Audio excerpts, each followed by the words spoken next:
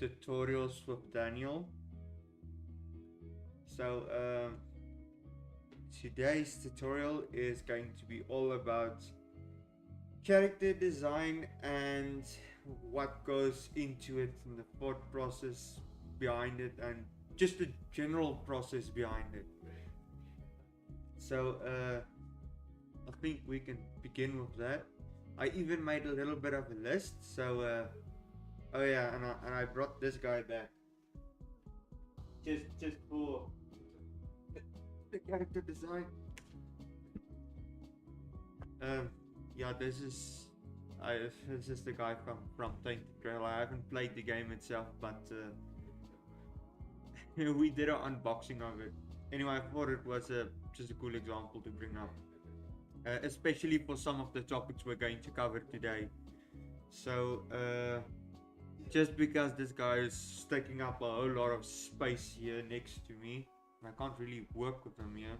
I'm just going to put him down again.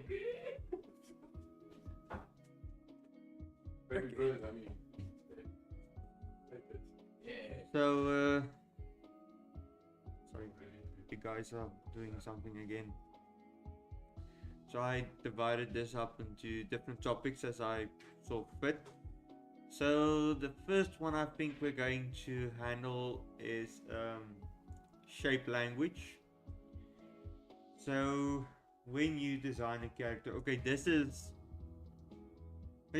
many different styles, but I think this apply also to generally it applies a lot to cartoonish characters, but when you're drawing something realistic, or for example this guy here next to me on the ground, I think also with him you can kind of see it. So what we're talking about when we talk about shape language, what is that? So to break it down, shape language is when we draw a character in a certain way, you can basically tell from its personality. You can tell its personality by the way it looks, and that sounds very discriminating, but we use this a lot in illustrations and animation and concept art. And just to show you an example, and I'm going to talk about this also, that what the different shapes and stuff means. So usually we use these three shapes, which is, let's just change the color to blue, otherwise this example isn't going to work that well. We talk about circles, triangles and squares. And sorry, my square looks really bad. Circles, I'm just gonna, maybe I shouldn't write because my handwriting is pretty bad, but anyway, circles usually refer to characters that's more, let's say, naive or soft, very kind characters. Just generally think of a very soft, generous character, or maybe a bit stupid.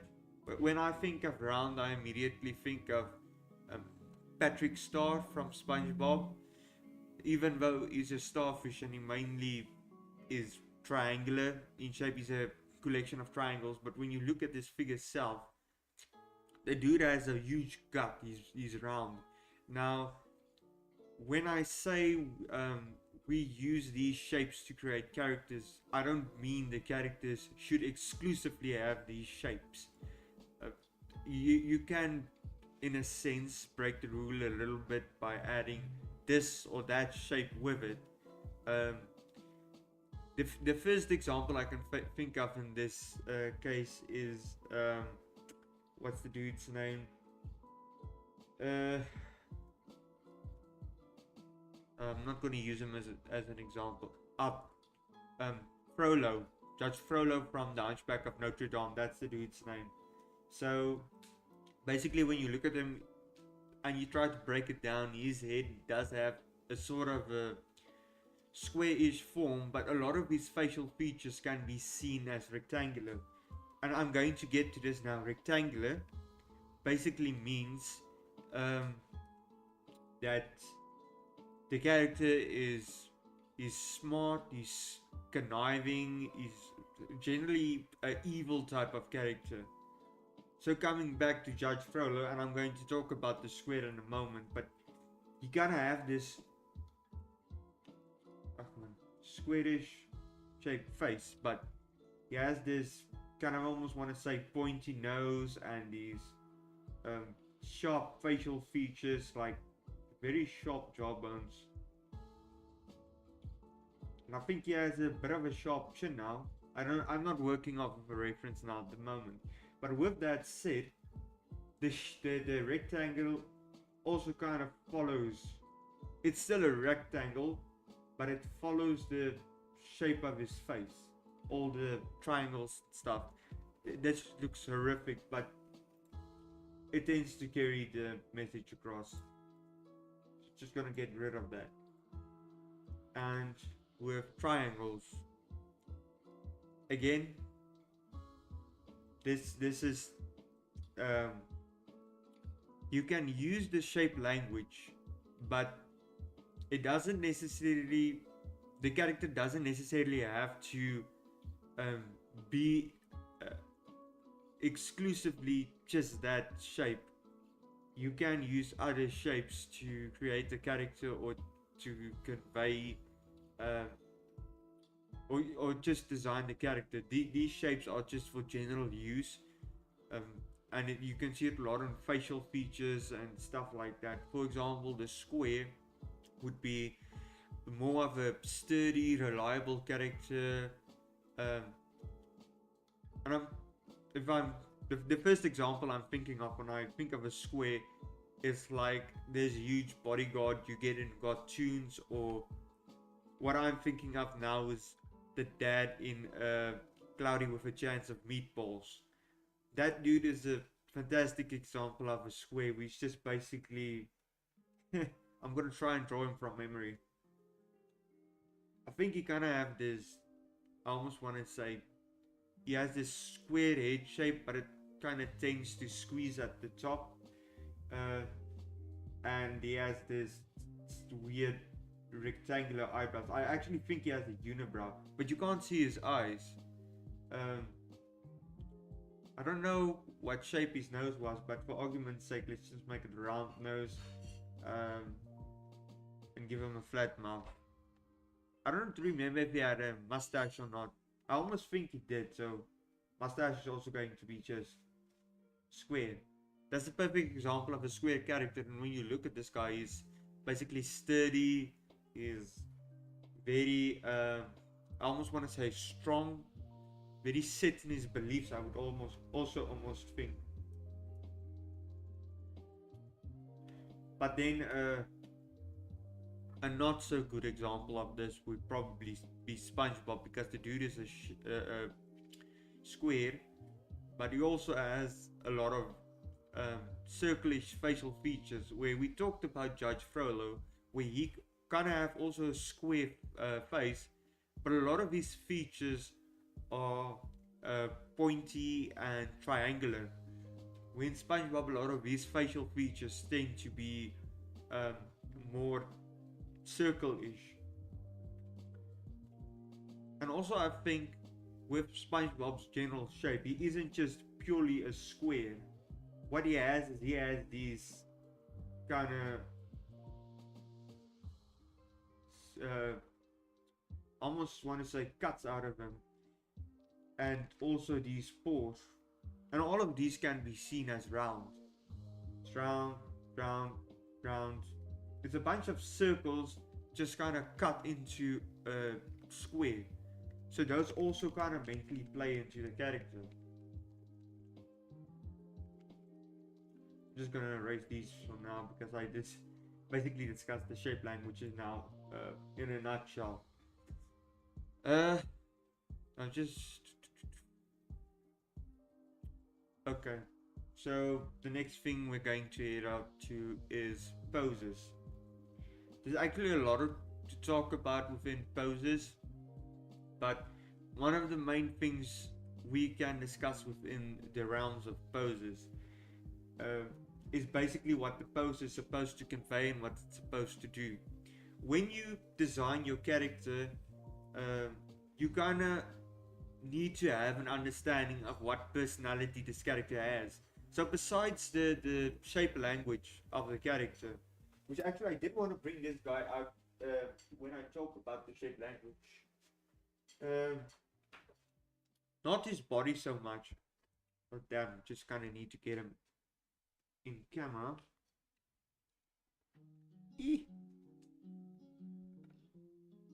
Yeah, okay.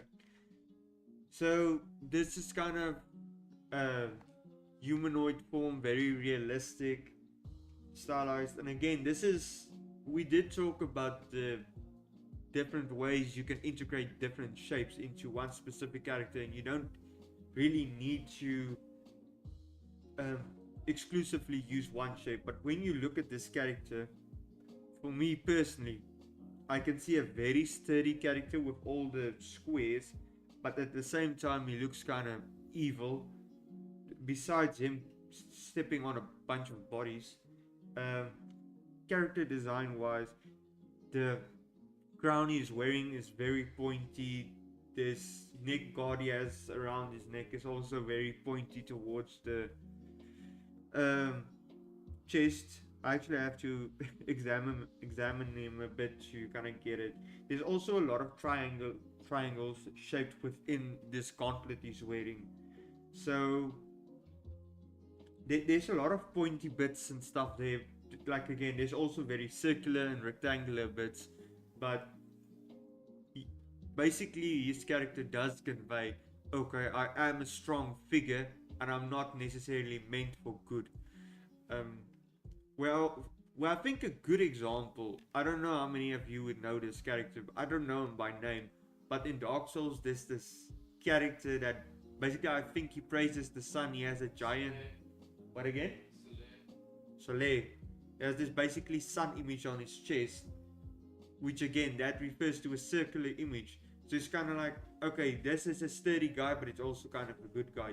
This dude doesn't have that at all. And I'm gonna bring him up again. The only reason I'm putting him down and up the entire time is because he's kind of obstructing my tablet.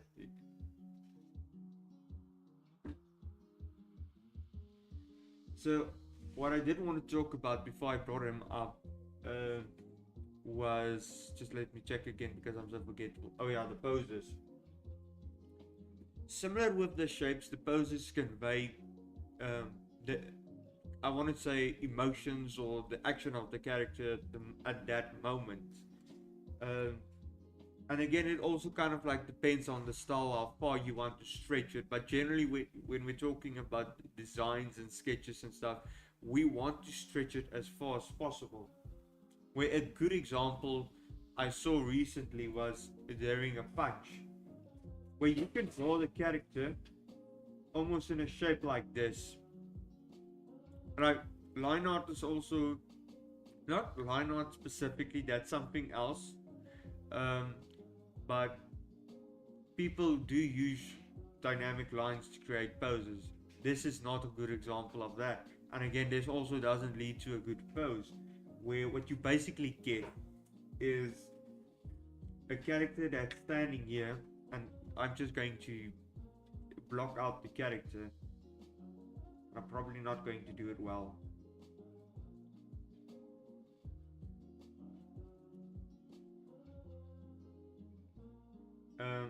And this character is throwing a punch. And let's be honest, this doesn't look very impactful, even though if you use action lines or smears to convey the punch.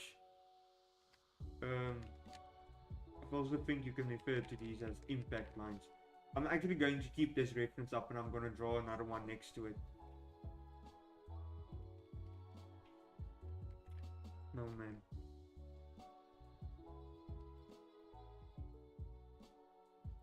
So you can see with this one we used kind of very sloppy, almost corner of a triangle shape, where a more,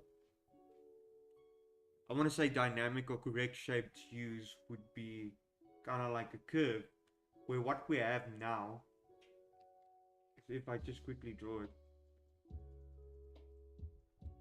and this isn't my own example I think of, again it's just something I saw on Pinterest, where now you have a character that you can basically kind of feel the swing and the punch because it is following an arch.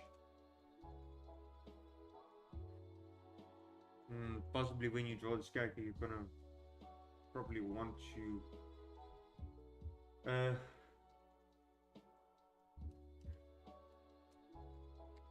these type of poses are generally going to have the head here.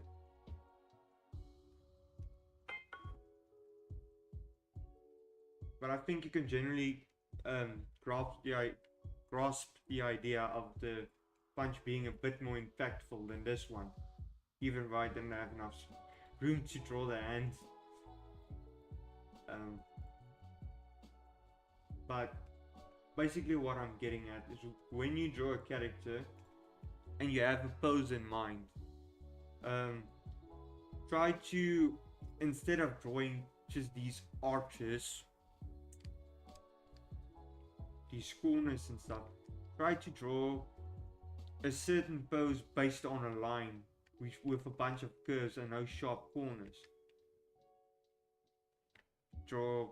Use that as a line. Usually when I draw this, I use this pose a lot for my own example, and it kind of reminds me of a dude that's dancing a bit, where maybe you have the head here and the arm stretching this way, the back curving here, standing on this leg, another leg here. I don't know, this is a very, very silly pose, but you can still feel the arch in it. I don't know, maybe I should give him a spear or something. I don't know what the hell he's doing, but he's doing something and I want to have what they gave him. He looks like he's having a good time. Also with this, something to keep in mind when you draw poses, and again this comes back to the lines. Draw just a vertical line and then keep in mind to yourself, this is the point of, let's say, balance. Use this line to think to yourself, okay, if my character stands like this, how balanced is he? Is he going to fall to the side or is he going to stand balanced? Because for example, this is also a example I like to use. When you draw a character again like this,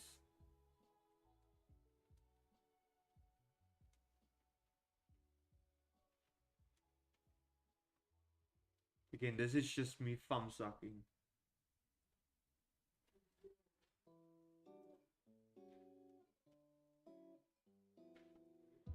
You can kind of see the balance within it because all the balance is on this leg. But when you draw a character let's just quickly erase my very drunk guy, I presume. This is what you'll get balanced pose, because you can see weight being put on the leg. Where a pose that's maybe not going to be that balanced is someone that's maybe in this type of pose. Where now what you have is your point of balance is going to be bit here because most of the weight is going to be put in this spot.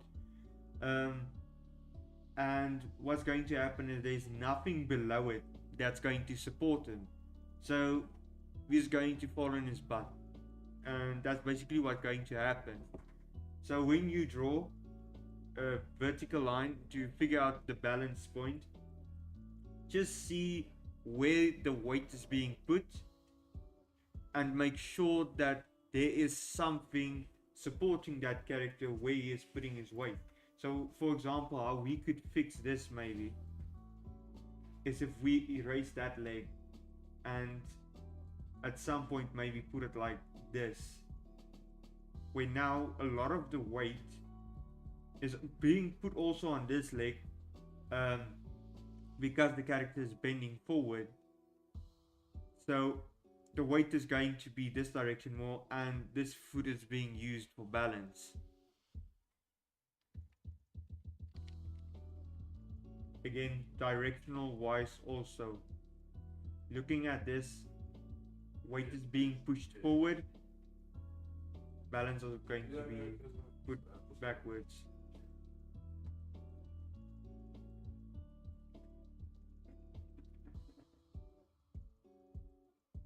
Now, that part of pose is being discussed. Also, something I can, let me just check. I did make a list. That's why every time you see this turning into my wallpaper, it's just me pulling up my list. So, okay.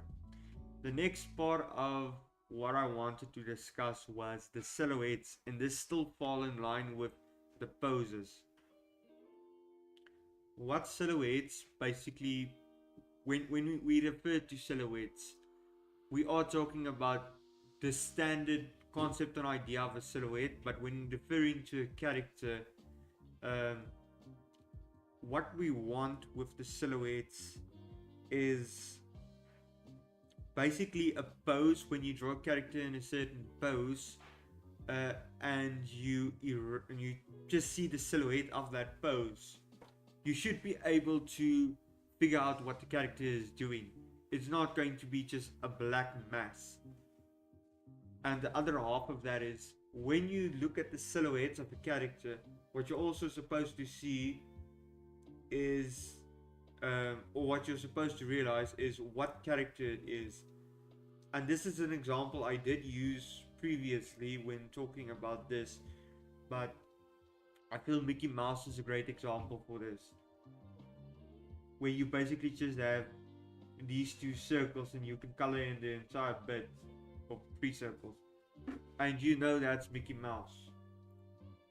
The same can be said for Goofy and Donald Duck and SpongeBob, Patrick, Squidward.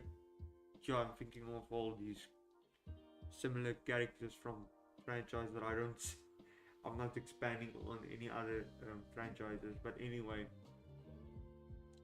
that is also a general rule. So I'm not going to draw just a random character at the moment to expand on the rule of this character. You kind of need to realize when you look at it, or be able to make out, oh, I'm looking at this character. I'm not going to draw an example for that now, but what I am going to do is I'm going to draw an example of a good pose for a silhouette, and then I'm also going to do an example that's not really a good pose. So for example, let's draw a guy holding a spear.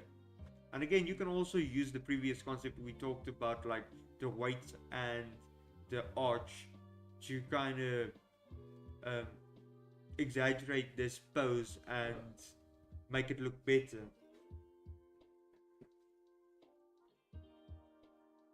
So I'm just going to block this out a bit more so it's easier to kind of understand the pose.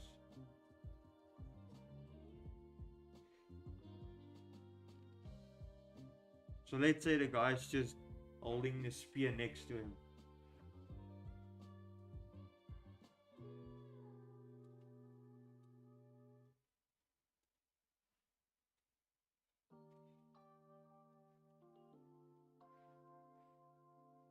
Just gonna fill this bit in.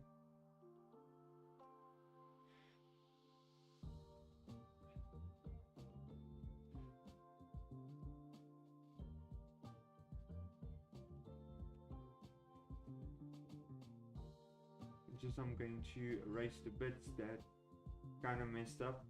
That's breaking the illusion.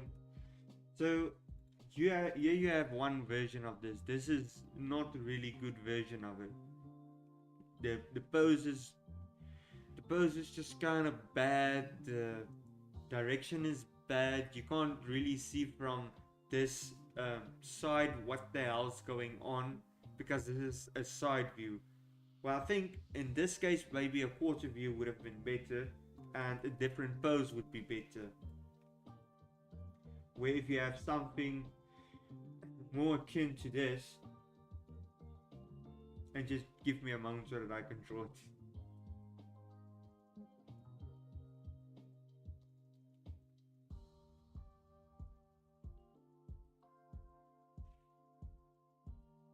I'm not going to make him bubble like a arrow line just to put down the other guy.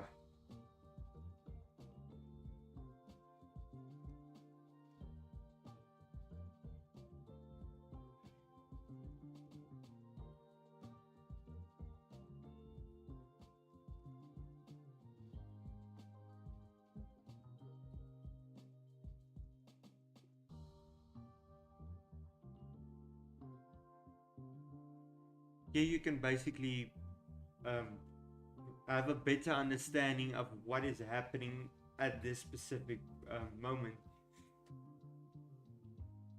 because the pose is generally better and the silhouette is better. And the thing is, you don't really actually have to change the pose sometimes. Sometimes it's basically just the direction the camera is viewing the camera from that's creating this or obscuring the vision of the viewer. So with this one, for example, it's even hard to, if it wasn't for this front point in the spear, you wouldn't even know he's holding a spear. When this guy, you can see hand on the hip, he's holding out his spear, he's kind of in a heroic pose. This dude's basically just standing there. If I wanted to draw this hand on the hip, I wouldn't be able to see it because we're looking at the wrong direction. Where this arm can be seen, this arm can be seen as this one. The only reason it wouldn't be very similar is because I think his arm is a little bit more upwards and this one is facing a little bit more downwards if we look at the elbows.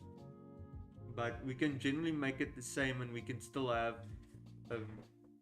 the same concept will be conveyed.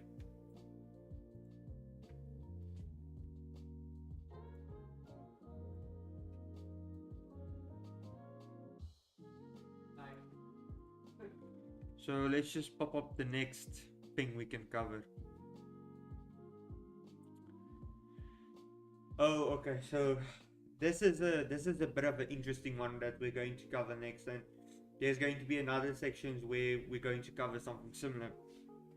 So this is something that when you might be working for some sort of company and they'd ask you to design a character for a specific story, not just some character design, a character for a specific story. And here's where I'm going to bring up this other guy again.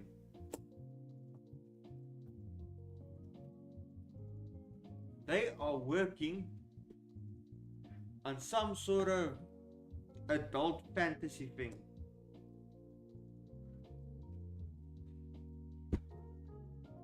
What you are going to draw is a character that fits in with its environment.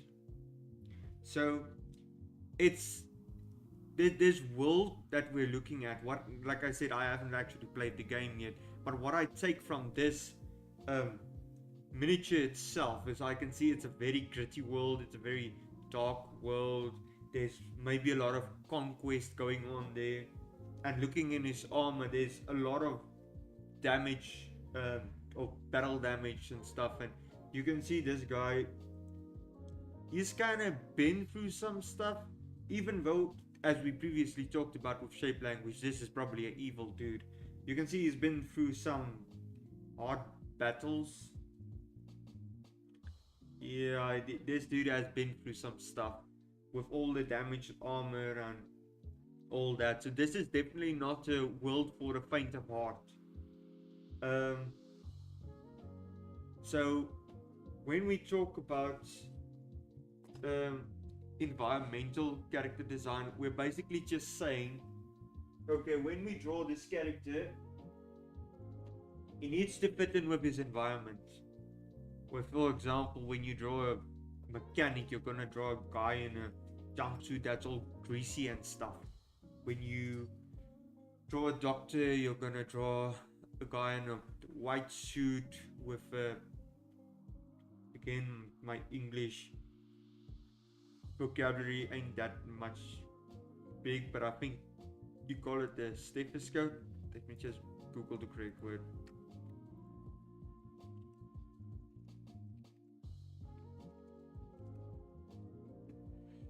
Yep, is a stethoscope. I'm surprised I remember that one. Or a scientist is basically a guy, also a lab coat and probably protective goggles and whatnot. An artist, a guy with paint all over his shirt and a brush. Basically, your environment conveys the character's design should convey the environment they're in and possibly their personality. For example, when we look at Mad Max, where he's in a post-apocalyptic world of diesel punk, everybody just kind of looks, I want to say, messed up. You can see this is post-apocalyptic, where they're just dirty, they're just grimy. All the characters have these vehicles are made out of different car parts. Everybody's a little bit nuts. You can see the face paint and the torn clothes, these custom masks and stuff they wear. You get the general idea. Like this world isn't. If you look at those characters from the character alone, take them out of the environment they are, just take like a figurine of them, you'll understand this character is from a post-apocalyptic world, and you'd probably see, okay, this is most likely diesel punk. Where again, if you take for example a cyberpunk character that's all cybernetics and implants and stuff like that, I think for example, a very good idea of this would be in one of the first trailers for Cyberpunk 2077. There was this woman with these mantis claws coming out of her hands. If you take a character like that and just make a figurine out of it, or just use a PNG and slap it into your drawing program, you'd be able to understand and see this character is from a specific environment. So the design is supposed to convey that, and I didn't know actually draw an image because I think I did convey the message good enough. Oh yeah, this is also something I wanted to talk about. It's not very that far off from what I just discussed. When you design a character, you also need to be very conscious of the way you design the character, where a lot of the time what might happen is the character might have, for example, a scar or battle axe or something like that. Again, also this might be part of the environment, but also it should convey a story that's being told. Like I said, for example, a character with a scar, somewhere along the line in that story, if there's a story being told, you kind of have to expand on why he has a scar. You shouldn't just design something because it's cool. There needs to be a purpose behind every design element. When you design a character with a cloak, you kind of have to think, okay, what does this convey? Is it royalty? Is it high class? What does it convey? For example, if I put a pointy hat on an old dude and give him a staff, you're probably going to think, okay, he's a wizard. Those design elements does kind of create a mental image or a story behind it. So you can't just, I want to say, willy-nilly put things into a character's design. Now to move on to the following thing, This one I hate.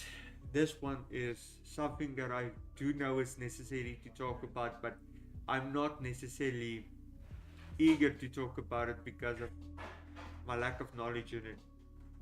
Is colors and color schemes within character design. And I see Rochelle did pop in again. Hello, Rochelle.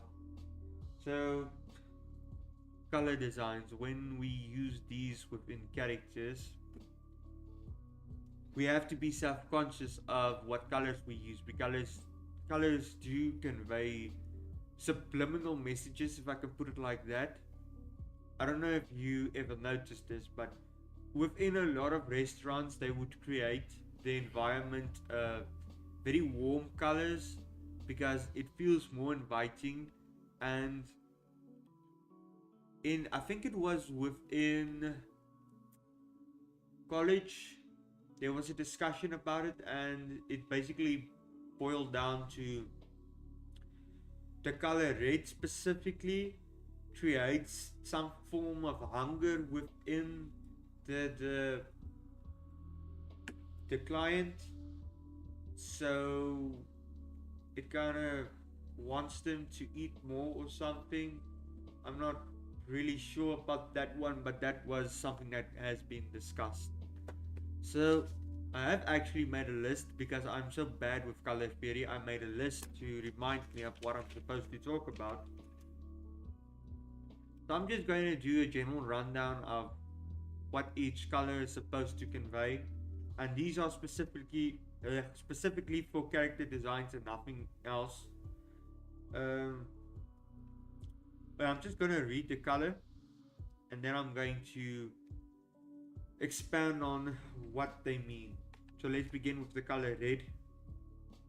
It's funny that I just began with red and now the first one on the list is red. Anyway, the color red would refer to passion, energy, danger, anger, and love. And most of those stuff I kind of think is kind of logical. Next, we would refer to blue. Blue being calmness, reliability, wisdom, and yeah, I think, I don't know why, but I listed calmness again. Yellow would be happiness, optimism, energy. And I don't know why, but when I did my research, they said deceit.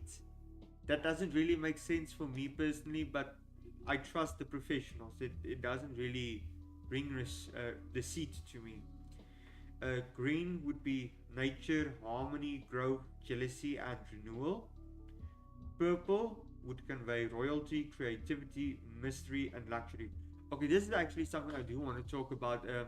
Purple conveying royalty. This isn't necessarily something that just popped up with no reason. There's some historical connotation with purple and royalty. Mostly because back then, purple, the pigmentation used to create purple was um, it was created from some sort of shell that was really hard to find, and I think it was a tedious process also. So with that said, it, because of scarcity, it was really expensive to have anything purple.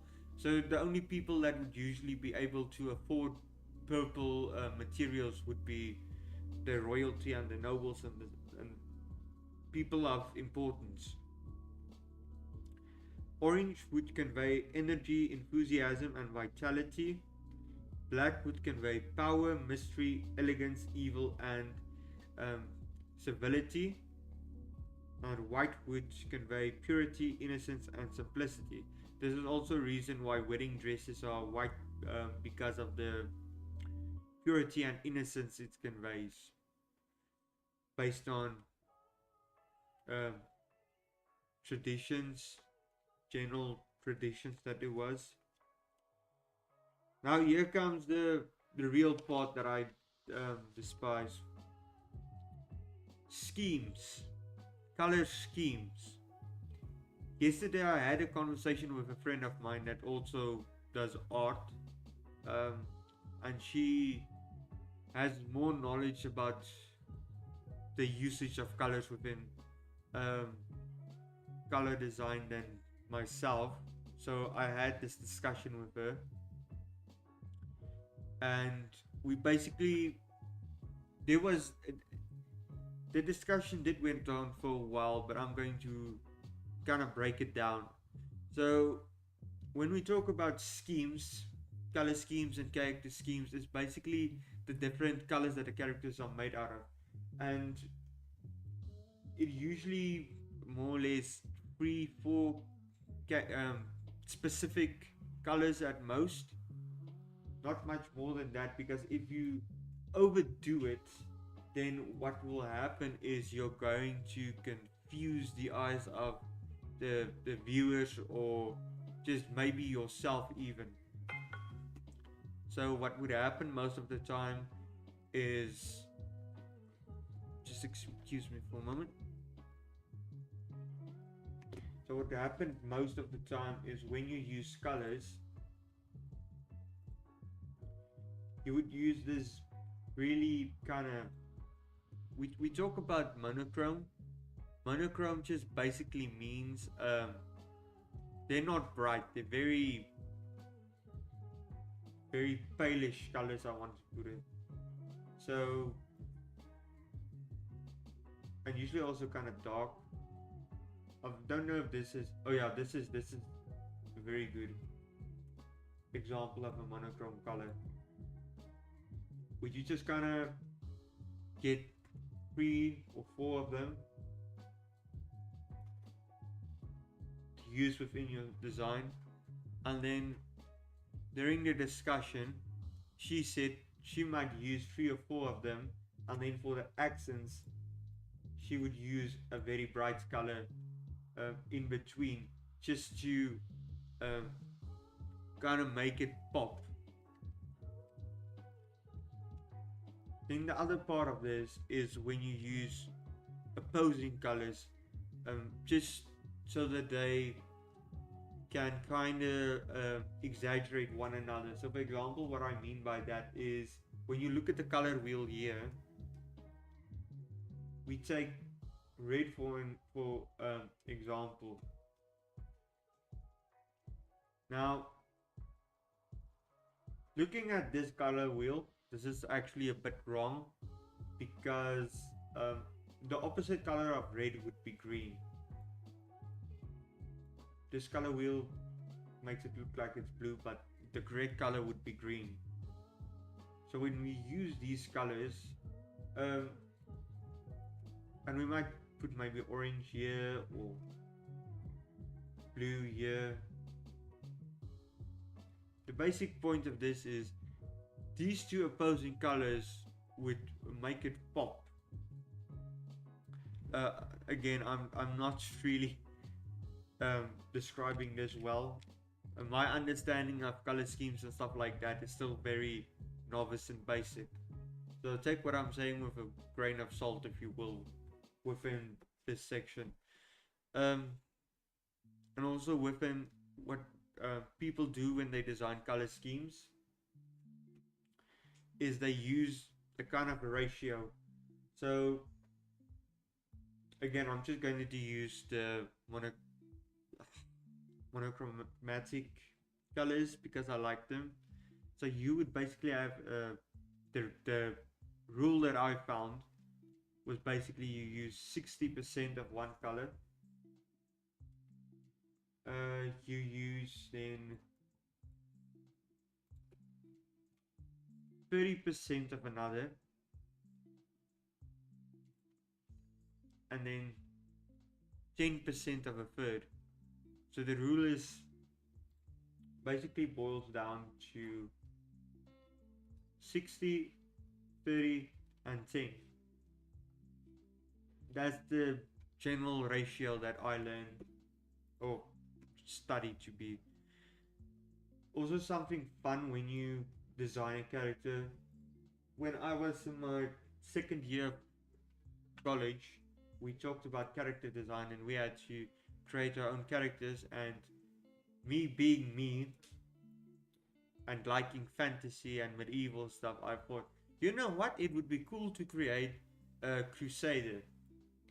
So their general color scheme, again, this is just going to be a rough example. I'm not going to create a very detailed character. They have this white, I almost want to say cloth, um, with the sort of red cross on it. Let's say the grayish helmet. And I think what I did was I filled in that kind of, the helmet has kind of like a cross shape on it. But what I think I did in that situation is I outlined that cross with somewhat of a yellow lining. So, damn it. So it kind of looked like something like that. Anyway, that's beside the point. I think I did add some breathing holes here or something. Anyway, so when you do this, something to kind of make sure the colors are more or less correct, if I can put it like this, is, I don't know, this is scripted, this is how I do it. You put in, you desaturate the colors basically. And when you do this, you kind of, if you look at this, you can see, okay, there's basically almost one, say, 3 types of saturation. There's this lightish color with the gray and the yellow. There's the pure white, which is the lightest color. And then the red would kind of fall in with the black. So you have these 3 schemes.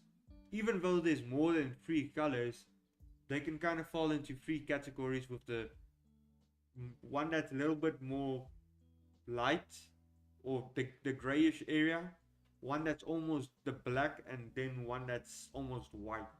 So you kind of have that balance between them.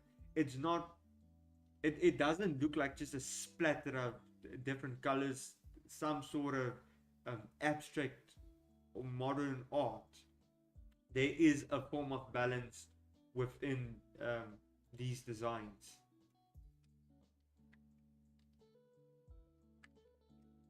You know what, I'm just going to cut this layer.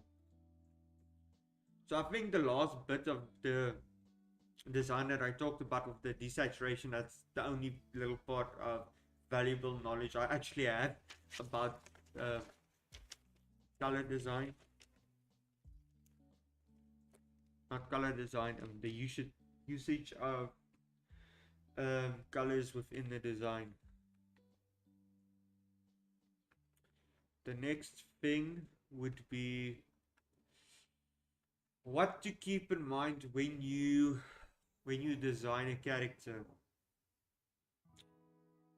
For me personally, it would be the usage of the character, or the design. There is different usages people get from designs. Some people just grab a pencil and they make a rough sketch of a basic character. So this, you can go all out with this type of thing. It really doesn't matter all that much. You can do with it what you want. It's just basic practice. It's sketching. Another part of this also now can be within animation. And this is where it gets a little bit difficult. So when you do, okay, this is a bit different between 2D and 3D animation. But let's just talk about 2D at the moment. 2D in a sense can be very expensive because it takes 24 images for a second of animation. You can imagine how much drawings it takes for a 2-hour long movie or hour and a half. So for animators, it's important to keep the design as simplistic as possible, so that the drawings aren't too complex and doesn't take too much time. When the drawings are too complex and take too much time, then either you have to keep the staff you have and make them crunch and work overtime to meet the deadlines, or you have to hire new staff to kind of help with the deadlines, because there are deadlines. Um, but in either case, you're going to have to pay more. So having a very complex design basically means you're going to have a very expensive production. So besides that,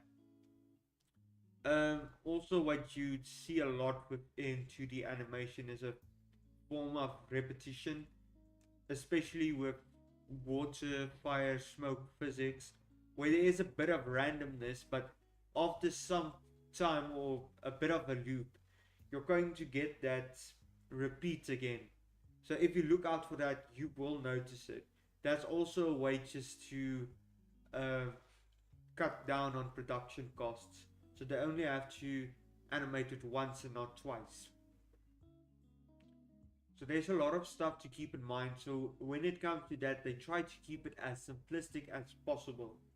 Now, within 3D animation, it's a bit different, because when I look at the guy that's next to me here,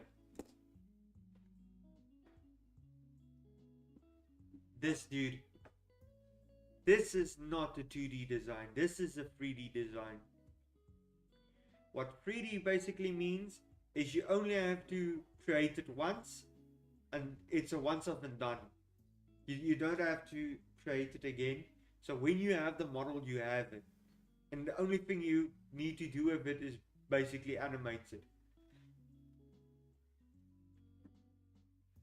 And that's 3D animation in a nutshell. There's a lot more that goes into that process, but that's basically what it comes down to. When you have the model, you have the model. You don't have to recreate it again for every scene.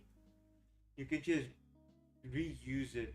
It takes a lot of time and effort to do a complex model. The more complex the model, the more expensive it will be. But once you have it, you have it. So that's why certain games are very expensive. Certain movies and stuff are expensive to make. If you're just going to create a ball that's bouncing, it's going to be a lot less. It's basically going to cost a penny in comparison to making. Like I said, I didn't play the game, but I can imagine it was expensive as hell. So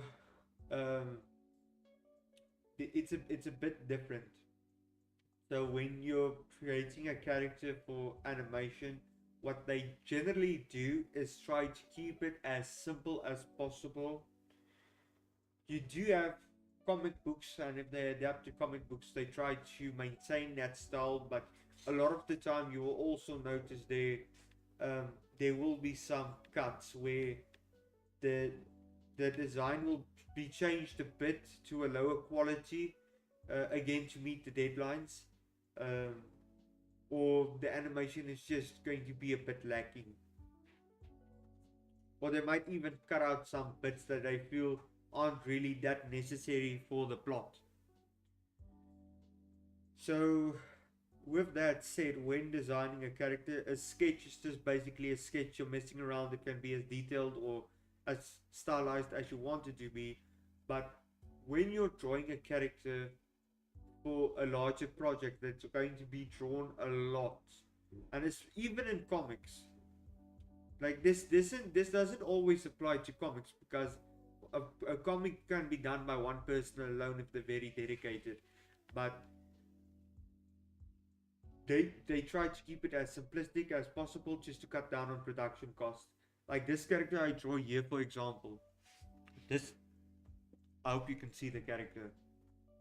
These are cheeks, by the way. But this is the type of character they would easily use for animation, where if I drew something um, maybe that's a bit more um, complex. Sorry, this is an absolute horrific drawing.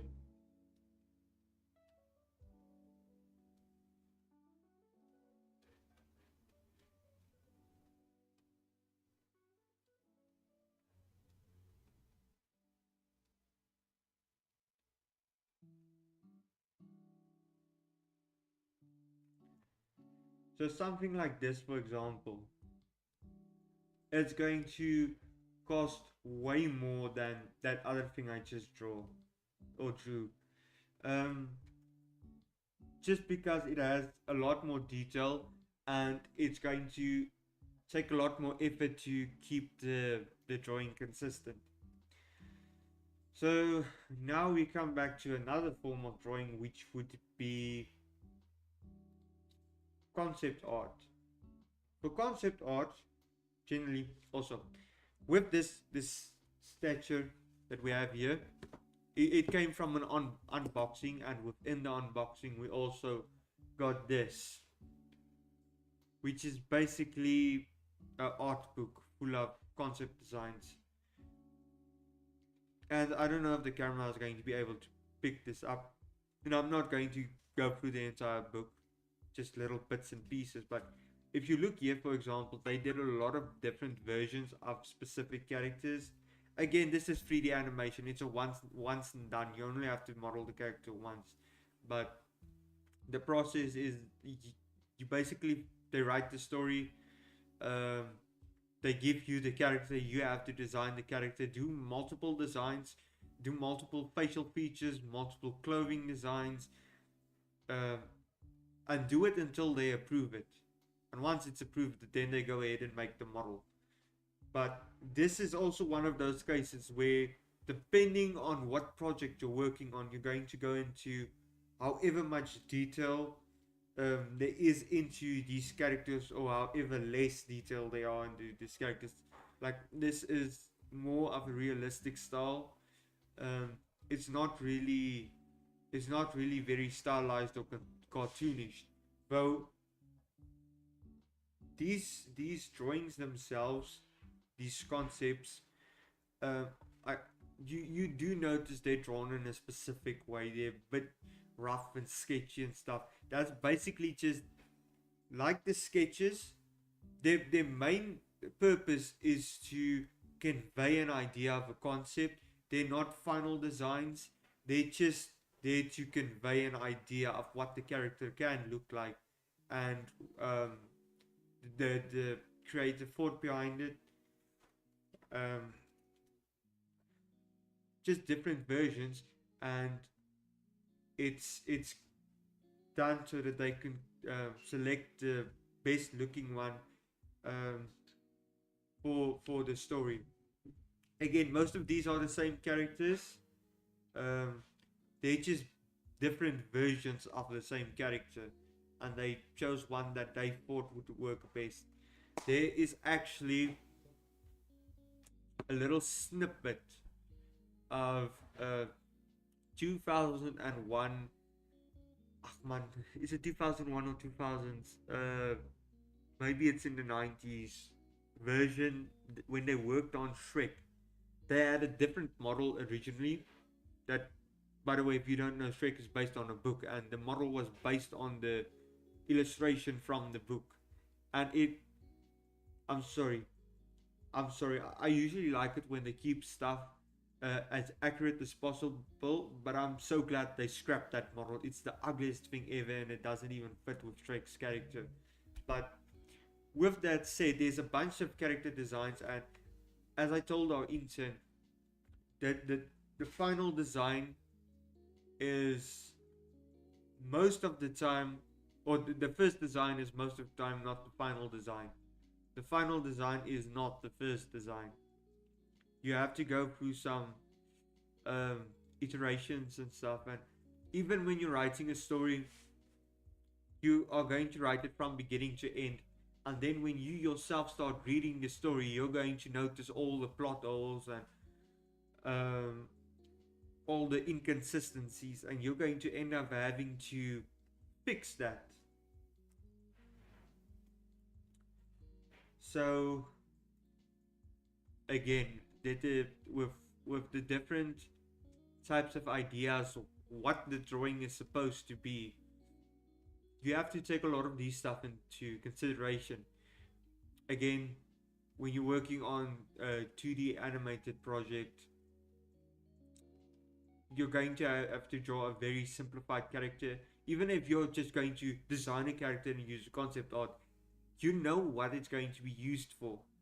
So draw the character for what it's going to be used for. Don't create something that's overcomplicated and expect the people that's going to animate it to kind of figure it out themselves. They're not being paid to do that.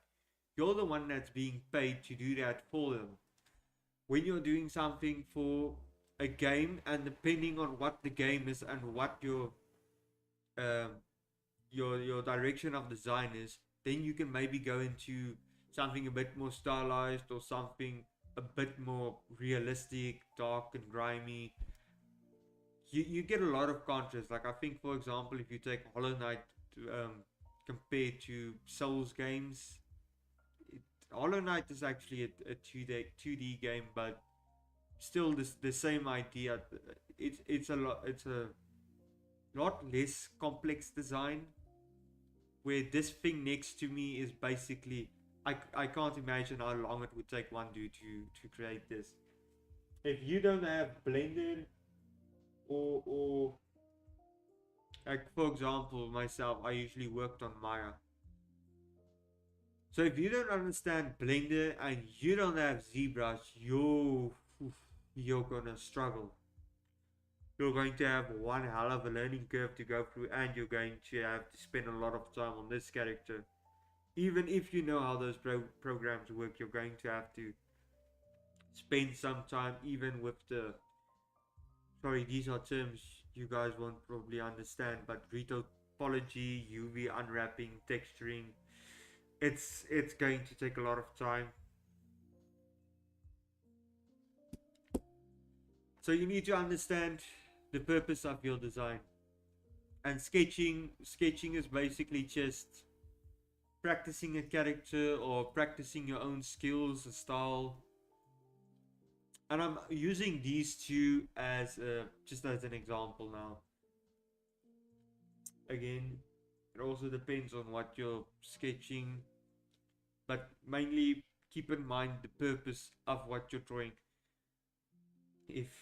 And let's talk about when you're sketching, the purposes of sketching, because we talked a lot about the purposes of um, character design within the forms of animation and just general projects within, for example, gaming also.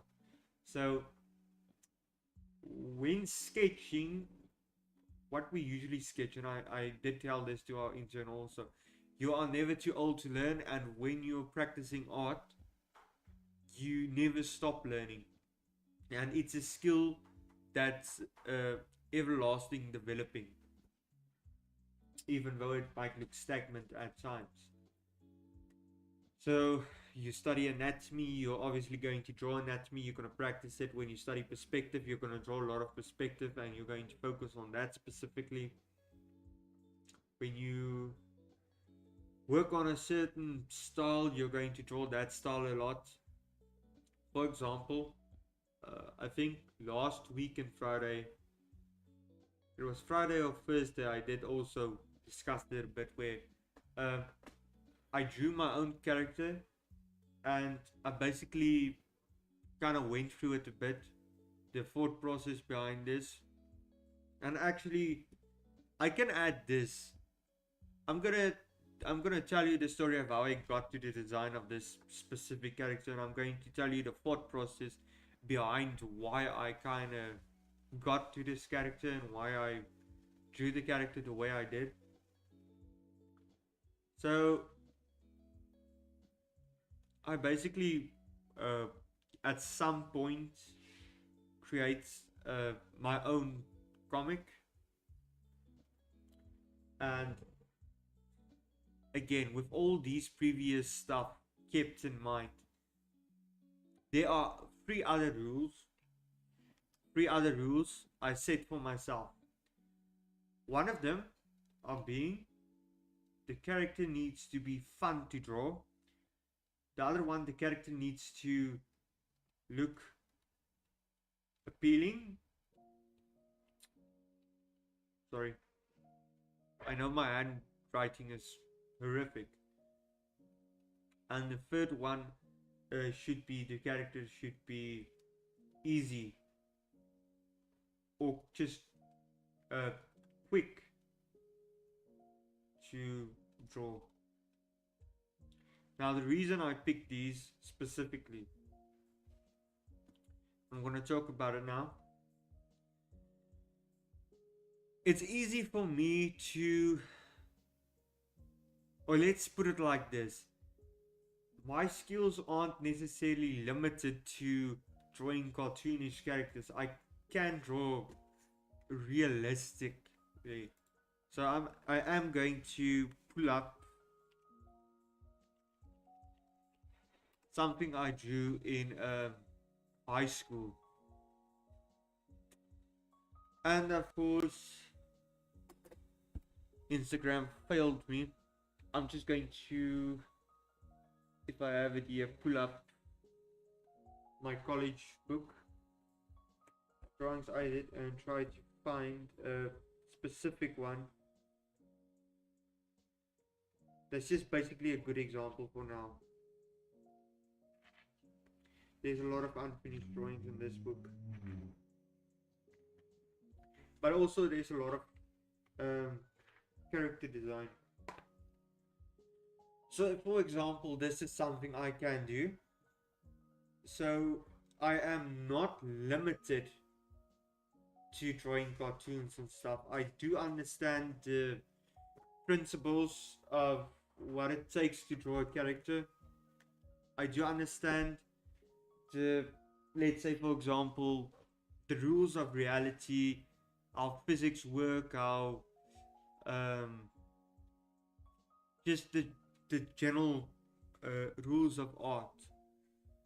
And I'm usually a traditional artist. I work with pencil, I work with inking, hatching.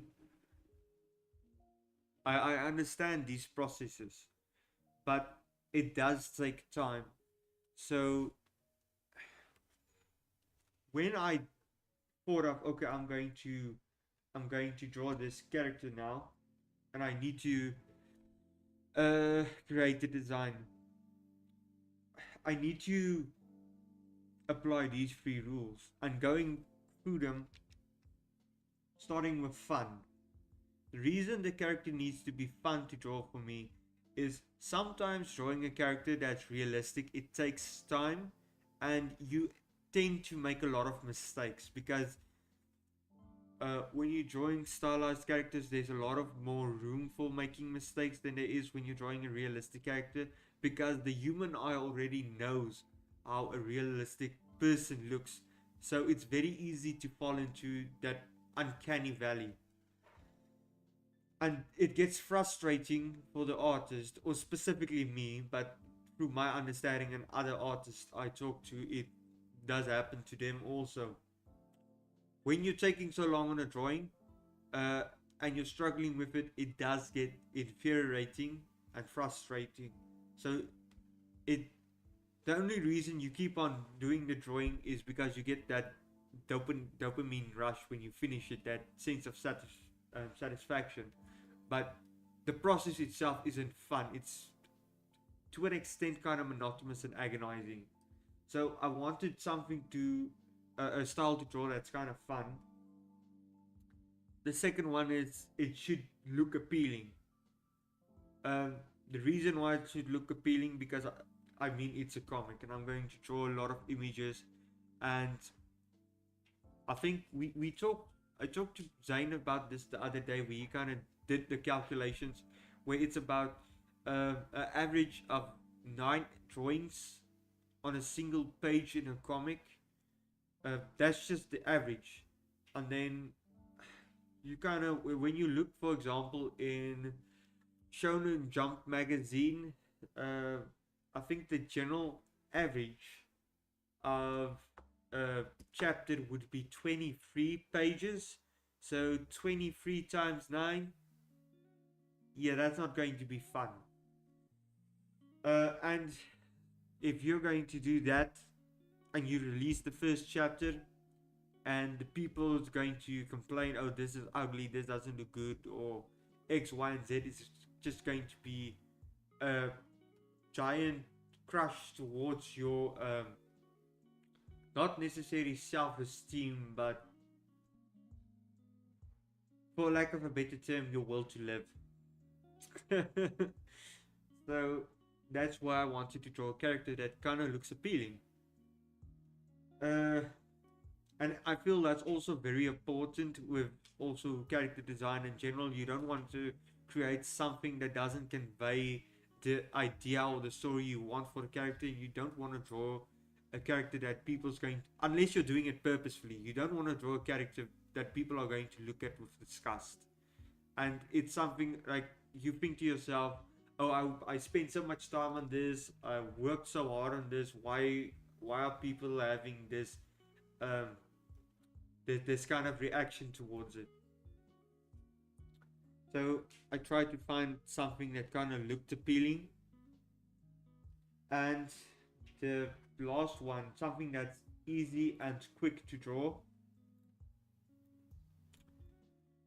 The reason that is again, it comes back to drawing this character or drawing a comic means there's going to be a lot, and I mean a lot, of drawings done in this. And I want to do this as quick and as easy as possible, so that I don't have to kind of get stuck on this.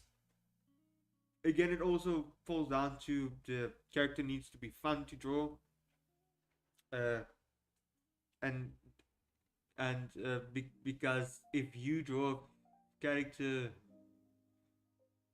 for I don't know how many pages over and over and over again, you're gonna kind of start to hate the process. You're gonna hate the character. You're gonna hate drawing it, just because it's like when you go to your grandmother's house for 2 weeks and the only thing you get to eat for lunch is pasta or something. You're gonna go back home and you're gonna eat pasta for the rest of your life. That's what you think that happened to my little sister. She can't eat pasta. Skill issue.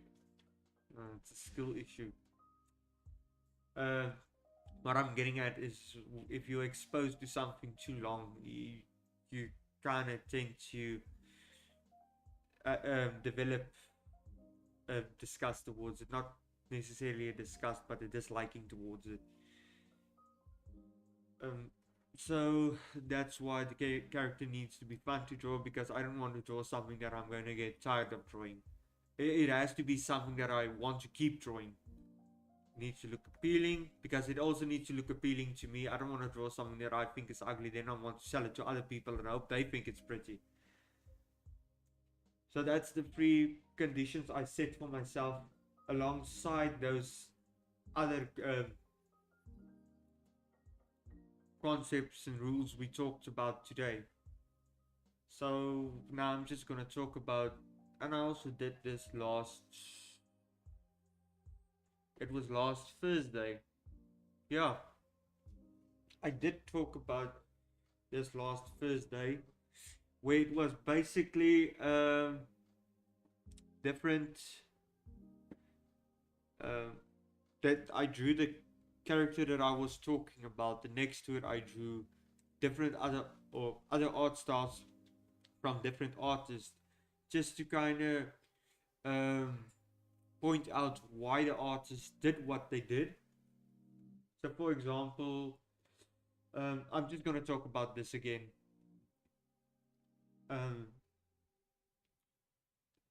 I think noses are a good example. I talked about the noses a lot, because yeah, eyes are also, you get a lot of different eyes, but you kind of understand what it basically boils down to is when you look at the face, because the human brain, it's kind of weird.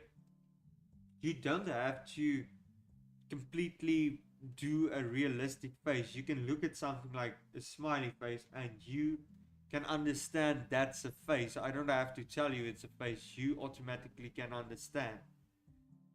When I draw this, I can see the dude is happy.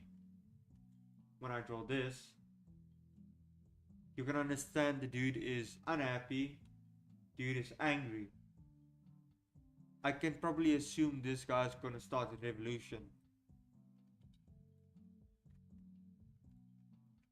So,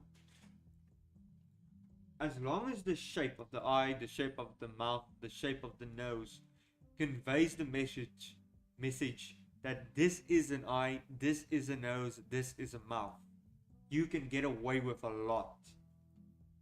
For example, one artist I saw, they again I did talk about this last week, Thursday. They had a tendency to draw their eyes kind of in this sort of shape.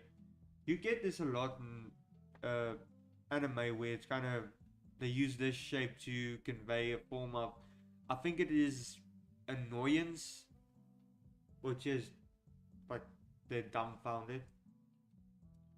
But what I liked about this artist is they kind of used the it's not plain lines. They kind of made it so that it takes shape at the bottom.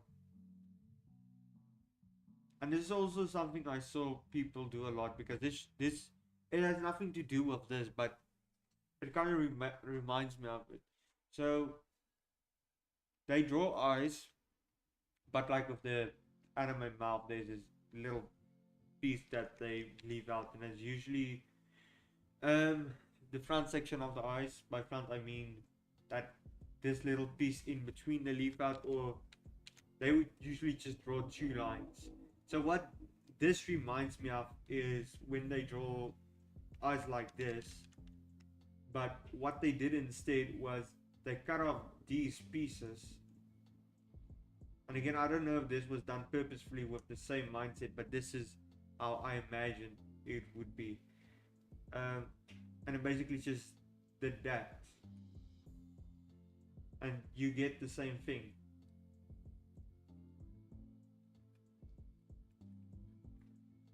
You can also basically do this now that I think about it. I get an angry face. And I mean, again, it's just, you can notice this is eyes just because the shape conveys it. And even with this, I can add eyebrows.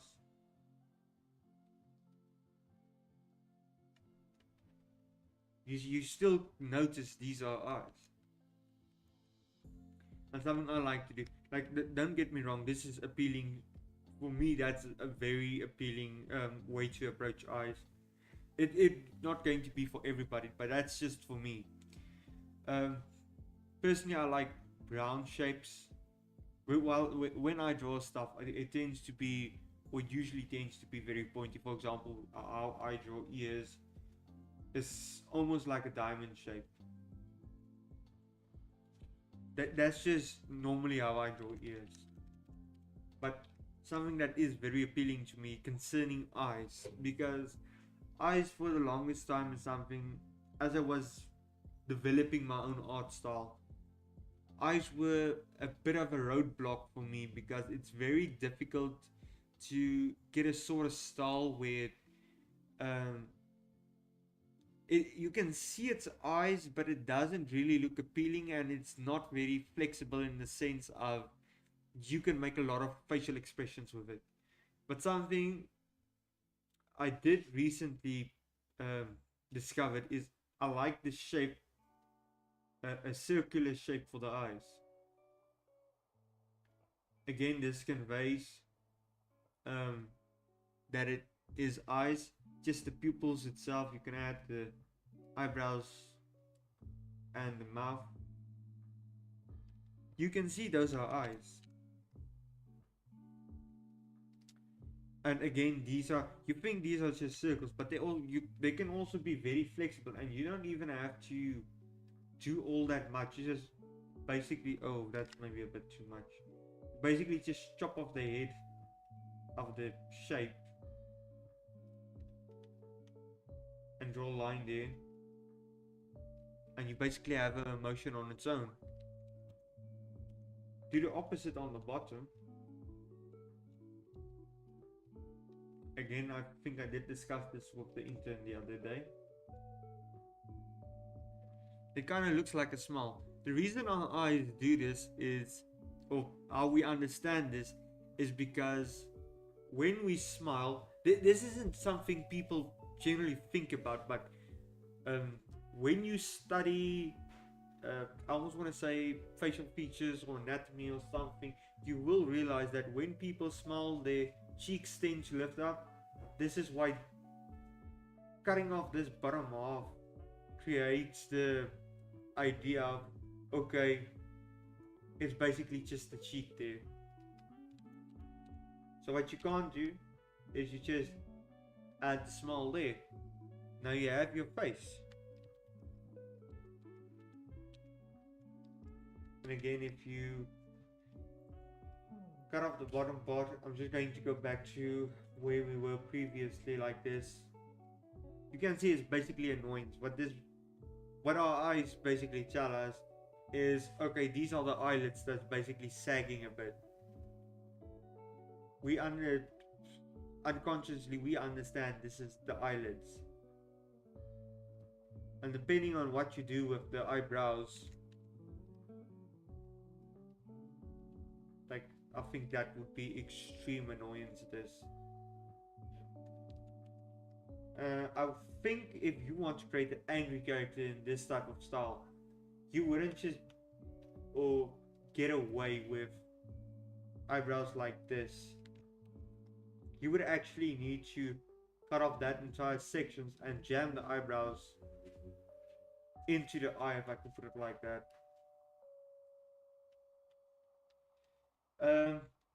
Other art style that does this very oftenly is Dragon Ball Z, or Dragon Ball in general.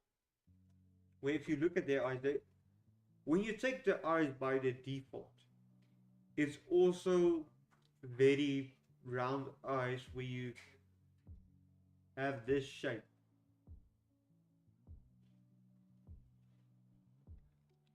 But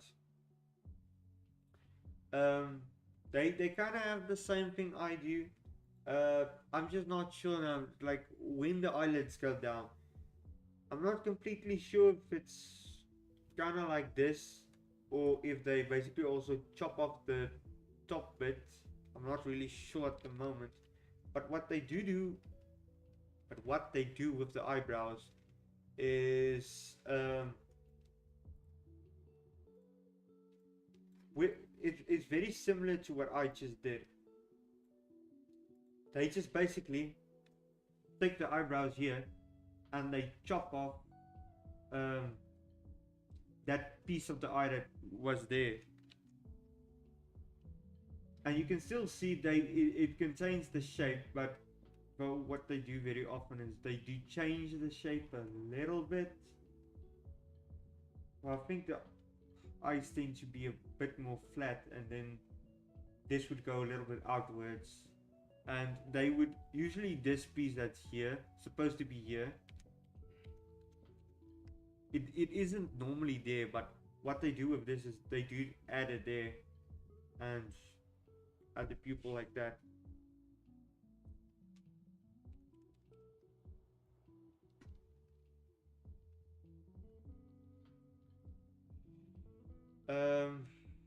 Okay, someone just asked, what style do you consider your style to be called? Oh, damn. Well, generally speaking, this is a very, what I drew here is very cartoonish and stylized. I have multiple styles, but the one I'm going to use in the future more often would definitely be more considered, I'd say, cartoonish.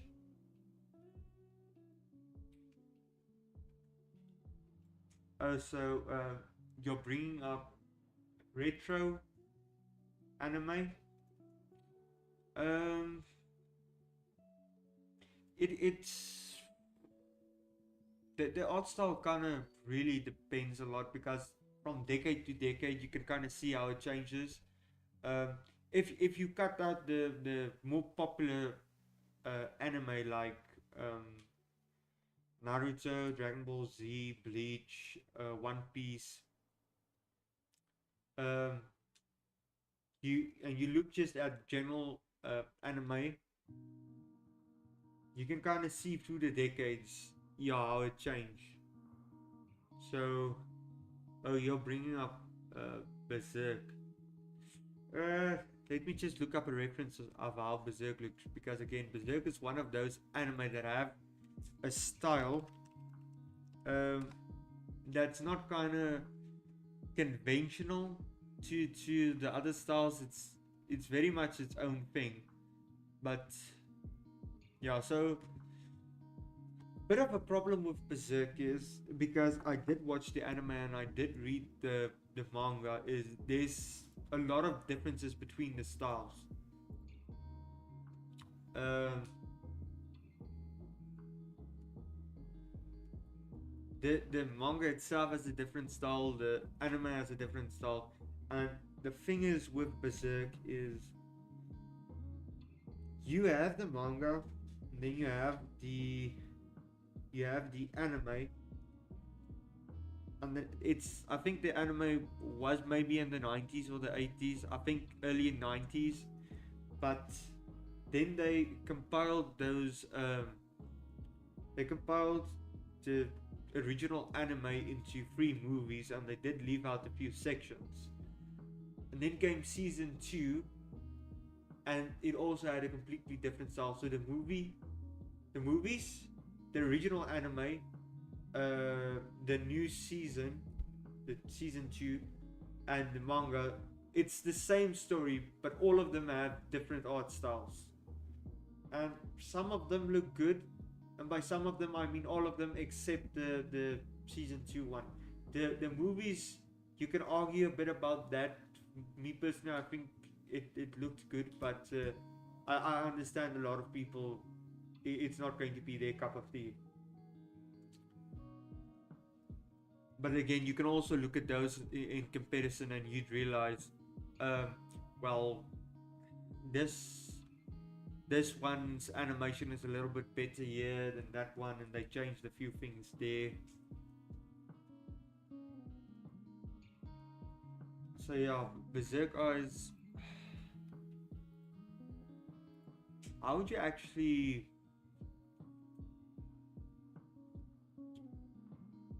So a lot of let's look at Human Eyes because I think Berserk is going to do what I think I'm.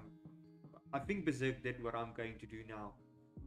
So Human Eyes, we tend to have this bit of a dip here where the tear duct sits here. It takes roundish shape generally for the most part, and I'm not talking about your eyes or specific eyes. This is just generally speaking. And the bottom part is a little bit more flat than the top, still taking a roundish shape, but they kind of meet at the bottom here. So taking this shape into consideration, what they do a lot, um, they kind of cut it like this. And when I look at certain references at Berserk, I kind of see them doing this and adding that.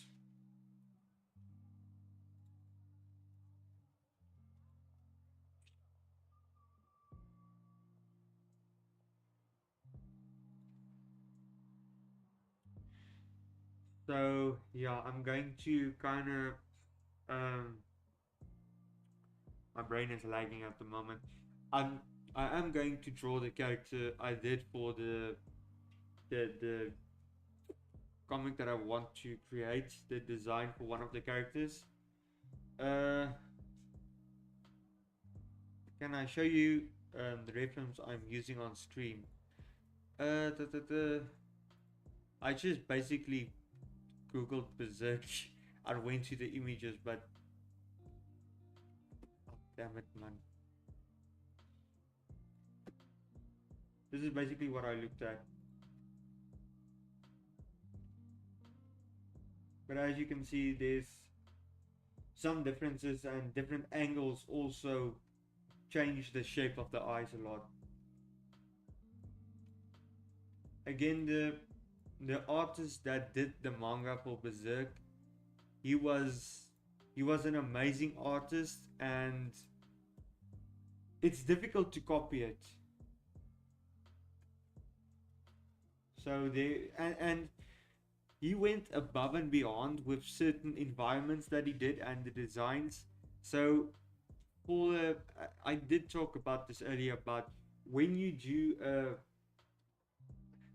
a production and you do character designs, you have to keep in mind when you do the designs that, okay, if this is going to be translated to 2D animation, it's going to be very difficult and very expensive to do.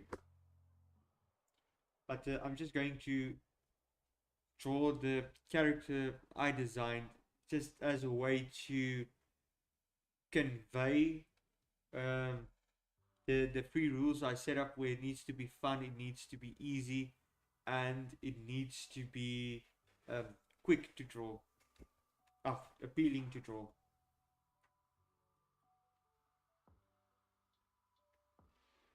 So I did talk about shapes and stuff. So this character, yeah, the comment did mention that my style is a bit animated orientated. There's some truth to that, um, which I kind of regret a bit, because the unfortunate thing about anime is the characters is a lot of there's a lot of copy paste going on around there. You can basically take a male character and a female character and switch hairstyles, and you're not going to notice difference unless they're wearing makeup. So, but I think this style isn't set in stone, but I really like it. I do feel there are certain ways I can work around it. I did mention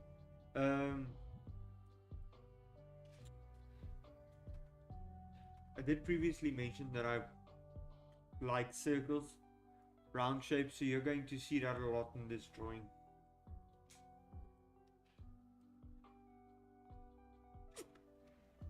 I did draw this character a while back, so I just need to remember a bit of what I did with this one.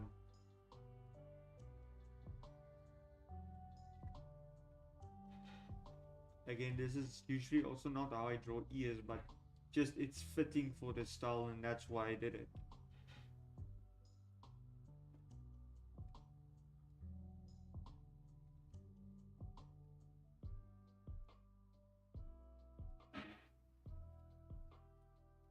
Also, it's just certain stuff that when I draw characters, there's certain stuff I like to do. What I like to do is I like to draw these lines over the nose, and with the bottom eyelashes I tend to just draw these, because when you look at eyes in general,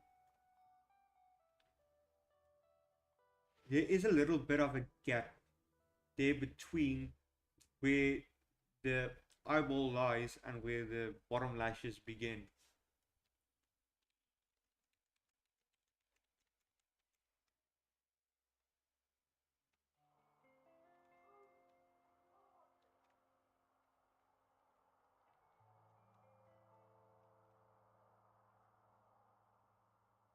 So, and this is also something I talked about, and you're going to see this now. When you draw a character from a quarter view meaning it's not a front view, it's not a side view, it's something in between. Um, Eyes do tend to get squashed from that certain direction, because as you turn, the shape kind of changes. So as you can see, this eye got a little bit squashed. Where this one, for example, is not going to get swashed. So you can see how I integrated that round shape into the eyes here. And truth be told, I'm still kind of trying to figure out the eyelashes. At this point, I mean, because it's a stylized drawing, it's not that much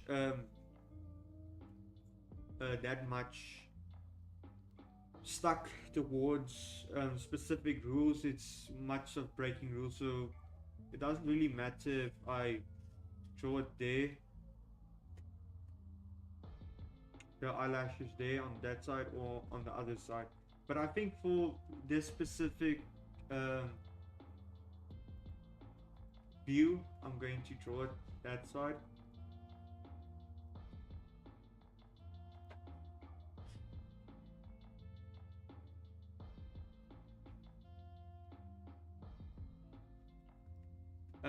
Also something when you draw eyebrows. The comments ask, how did I get into drawing? I grew up. I have a little sister, but for the most part, I am the older brother. So for 5 years, I grew up as the only kid on a farm. And when you live on a farm without internet or anything, the only thing you can basically do to keep yourself busy is play with your toys or start drawing, because playing with your toys are only going to entertain you for so long.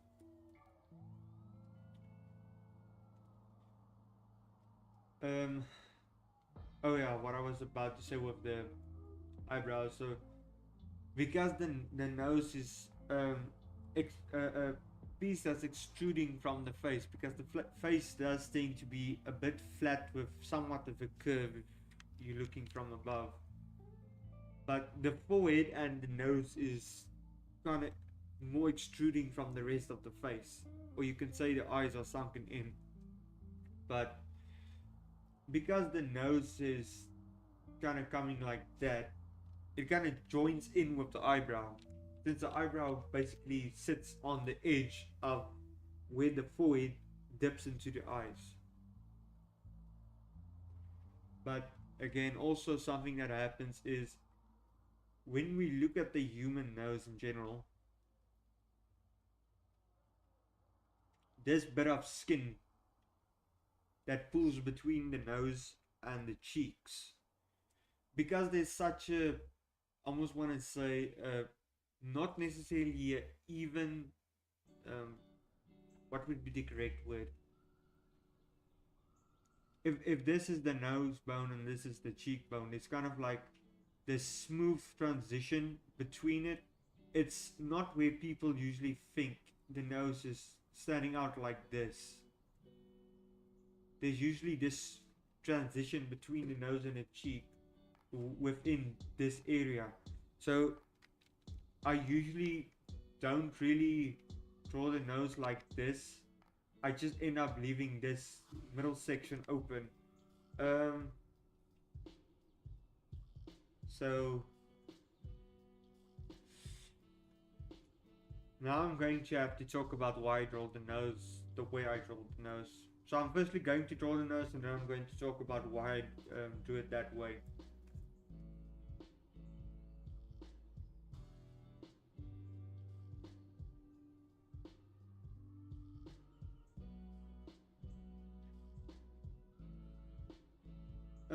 Yeah, I did draw this a while ago, so it looks a bit weird. I'm gonna have to practice this a bit again.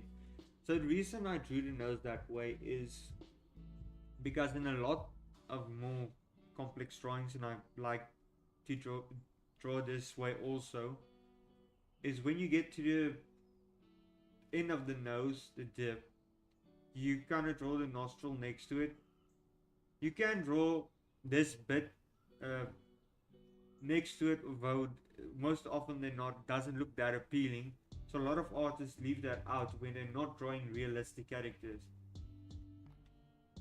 But also something they do is they kind of make a bit of a side here, and what that basically is supposed to be is the other side of the nose, the other nostril, where the other nostril is basically covered by this dip of the nose. This just conveys this piece of flesh that's going to be here. So the reason I drew the nose like that is basically what I did was I kind of just colored that bit in. So that's why I got that shape, which is a bit weird.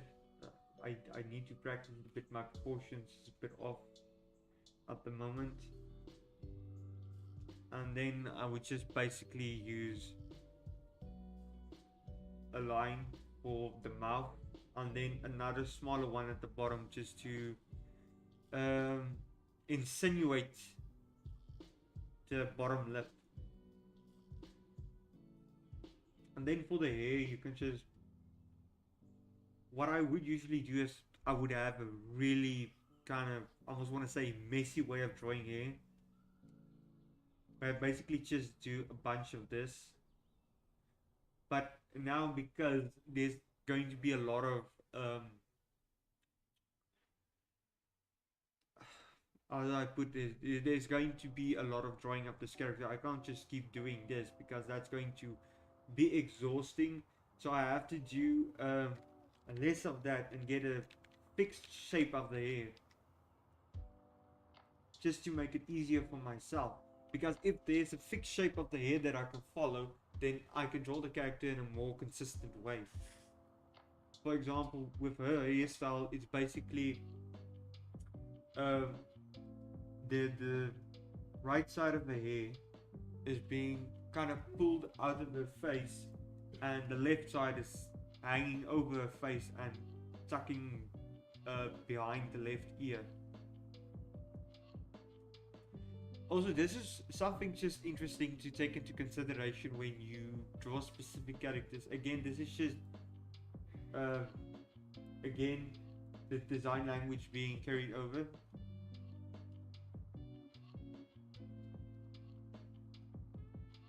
So not necessarily the design language for this, but just generally speaking the middle path on the head, when you draw that, the one side is bigger than the other one. It's not a general rule that you need to follow. It's just it looks somewhat more appealing. So for me, I usually make this side bigger and that side a bit smaller. Again, here you can see me with my pointy style coming out.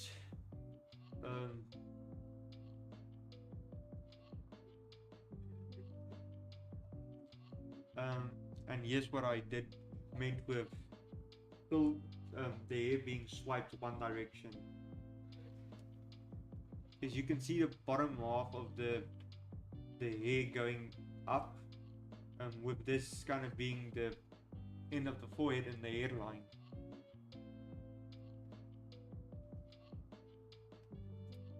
Draw the shadow.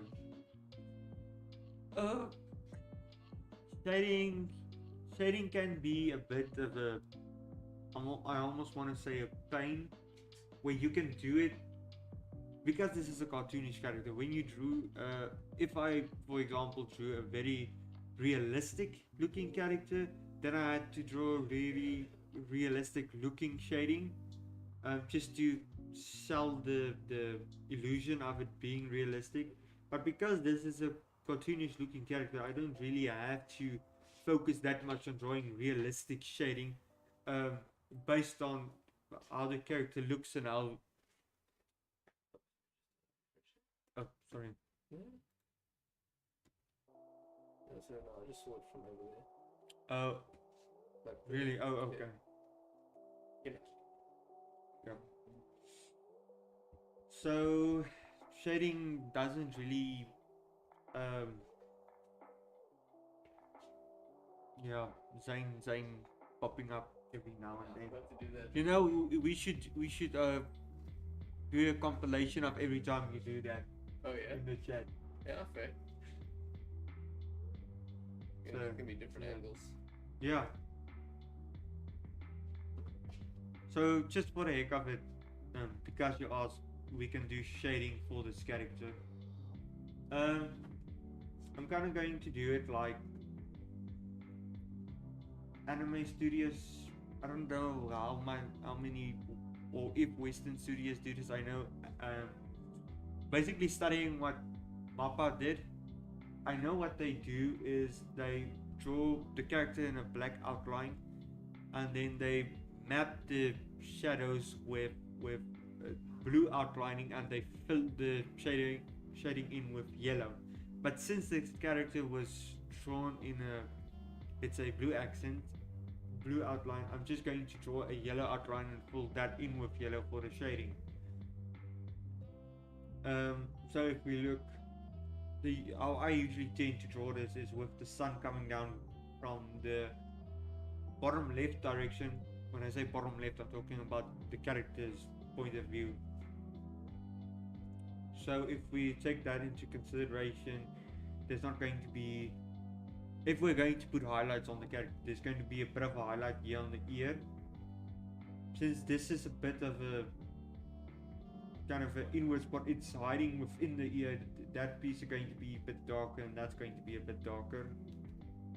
Just because of this piece bending over this.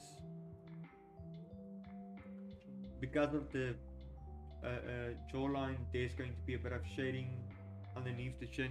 Something that do irritates me though, and you do see this with a lot of anime, for example, they would completely black out this bit. That's very unnecessary. You can just use shading for that. They would probably within the confines of stylized shading, people often would fill in that little bit underneath the chin or bottom lip. Again with shading, this is a fun fact.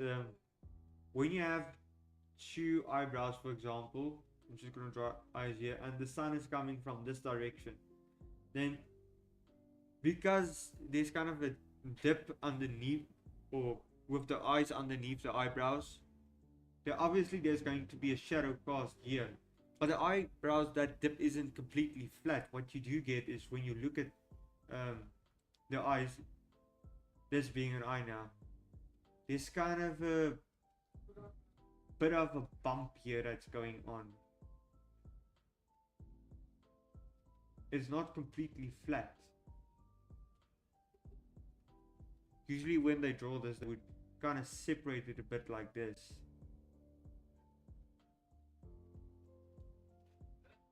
So you can kind of see, oh, there's a bump. So this side would be completely, let's say, consumed in shadow. But because of the bump, within this side and the sun coming from this, yes, there's still that indent from the eye, but the bump is going to cause that a certain piece of that indent is going to get some light. So the middle part is going to stay clear from any shadow. So this side would be completely dark, while this side would have that little piece of light still falling on it.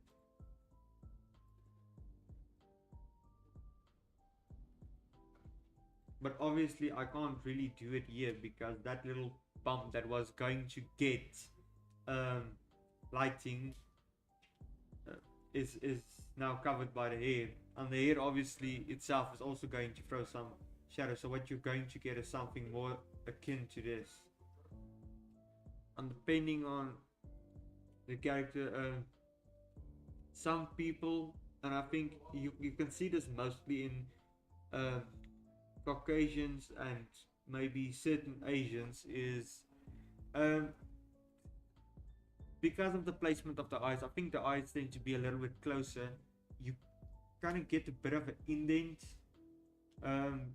between the eye and the nose. For example, I have that indent.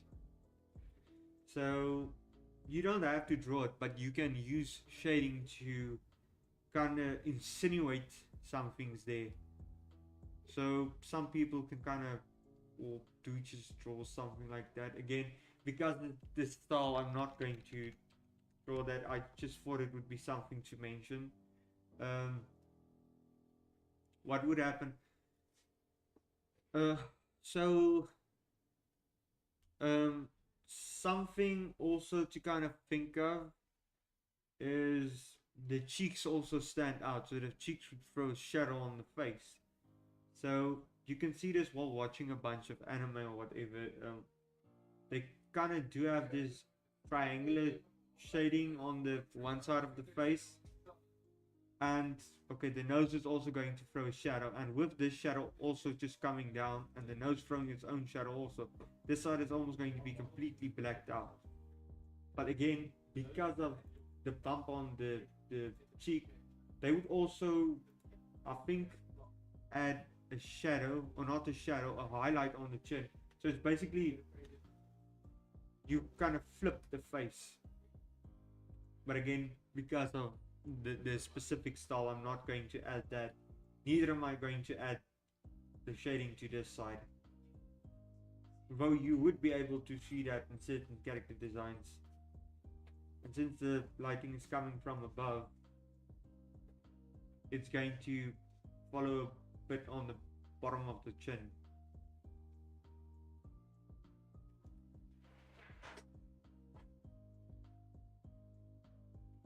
Now you can apply these same principles to the hair if you really want. The hair usually tends to have some highlights. Yesterday I did a drawing of Zayn, and I did mention that it would probably be best if I did add highlights to his hair, but since I'm a bit working against time at the moment, and all the other previous images I did of Zayn didn't have those highlights, it would be better if I kept the highlights out just to keep a sense of consistency, because consistency is very important when you're doing multiple images of the same character. Also, again, when your character is stylized and not realistic, it's easier to keep a sense of consistency, because if the more realistic your character or the more, or the bigger the margin of error is, where basically if you it's kind of like drawing how do you put it, you put more effort into drawing a circle than you would put into drawing a cube. And with a cube, I don't mean a square, I actually mean a cube. And you actually need to understand perspective to draw a pretty good cube, but you don't need to know anything about perspective to draw a sphere. A sphere and a circle can basically look like the same thing if you don't add any shading. Just basically for the heck of it, I'm going to talk a bit about perspective, and I'm just going to talk about let's throw not just 2-point perspective.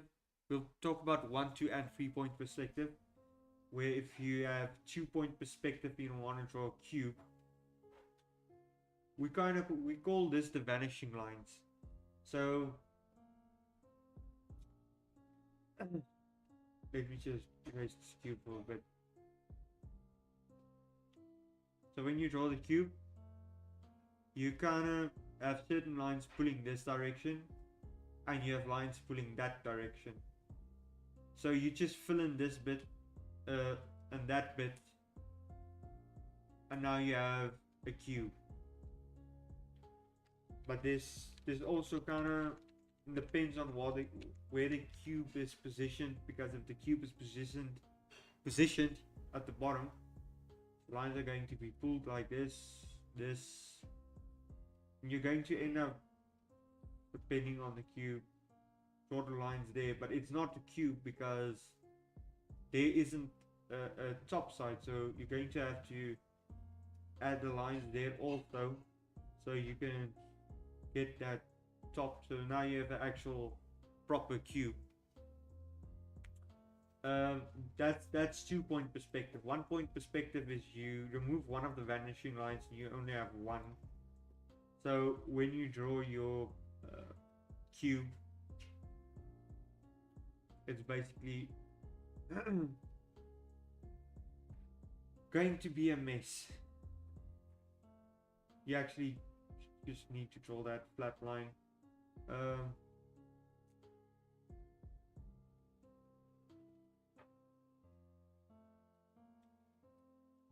Again, some of these stuff are really difficult to understand. I had to take a class in engineering's graphic design to understand this stuff. 3 point perspective.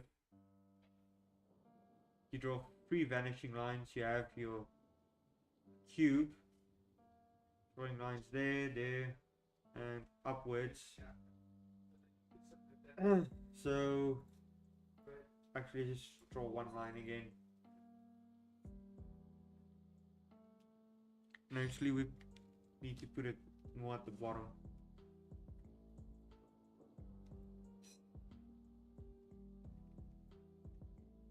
I think it's the bottom. Yeah. So it's basically we do the same with the 2 point perspective, but where we said, okay, we're going to put a line here and here. Now instead of putting just the lines there, what we're going to do is we're going to put a dot there. And then we're going to use the 3rd point to kind of create this shape that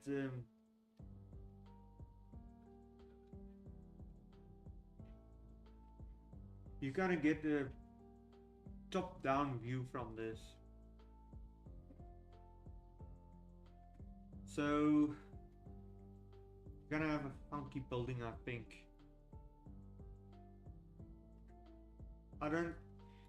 Perspective is used a lot when people draw certain environments, specifically environments like cities, towns, just with geometric shapes, not so much in more nature-wise environments.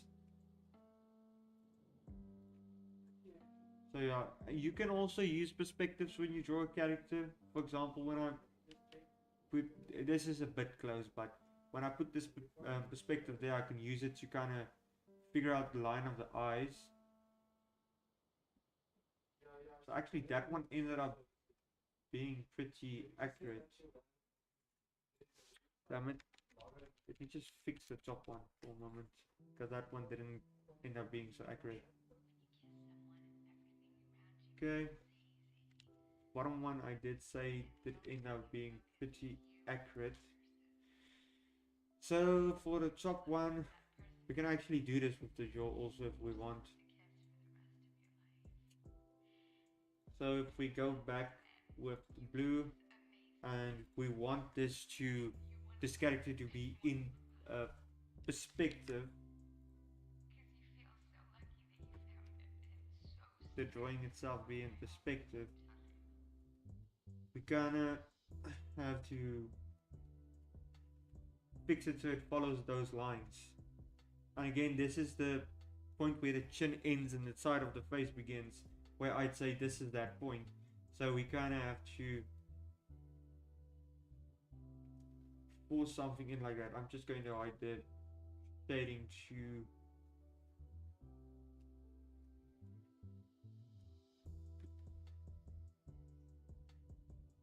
well, that was kind of stupid of me, drawing on the wrong layer.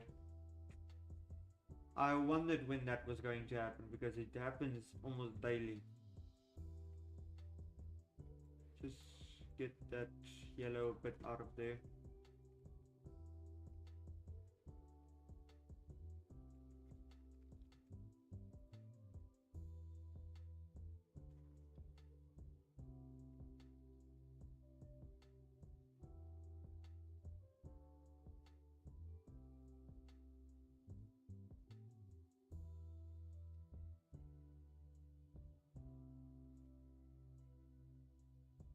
So as you can see, perspective isn't just used on um, geometric shapes, but also organic shapes as well. But it's just a little bit more difficult to understand on organic shapes, because I mean organic shapes are organic shapes. It's not set. When you have a character that has a or something that's kind of symmetrical, you could kind of use it on them, but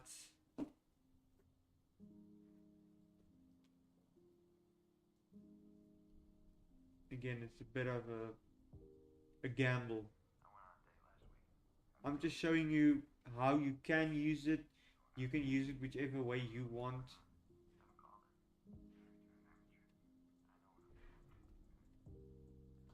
So these yellow lines is just bothering me a lot at the moment. I'm just needing to get rid of them.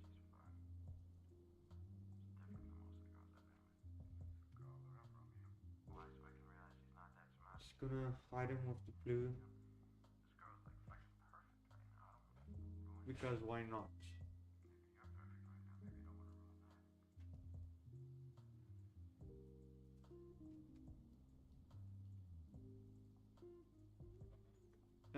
We did say the hair's going over the eyes.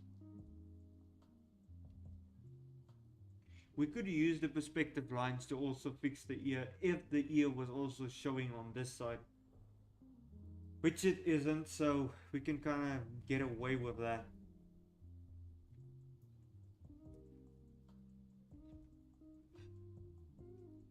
But also just to kind of, I'm just gonna kind of get rid of um, this line. I'm just gonna say the reason I used that line was just to get the symmetry of the face. It doesn't always work, but it works well enough for me, so I keep on using it. Again, you don't really have to follow a certain set of rules. You can do what works for you as an artist.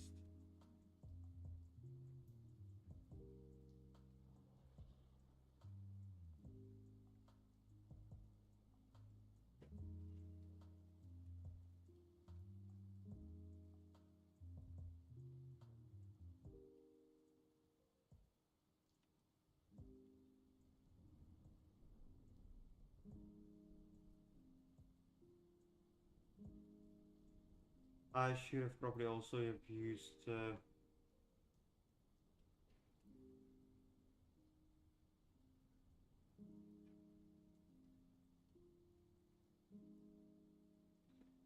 lines on the forehead as well.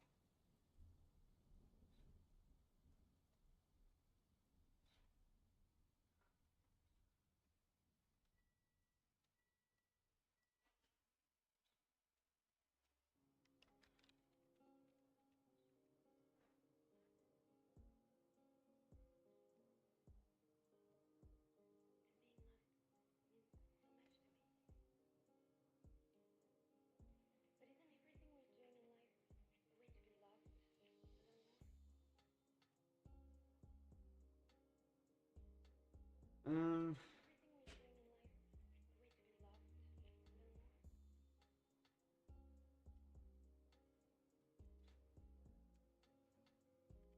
I'm just gonna bring those lines back again because now the entire face is in a perspective except the eyebrows. This I'm doing it on the right layer, so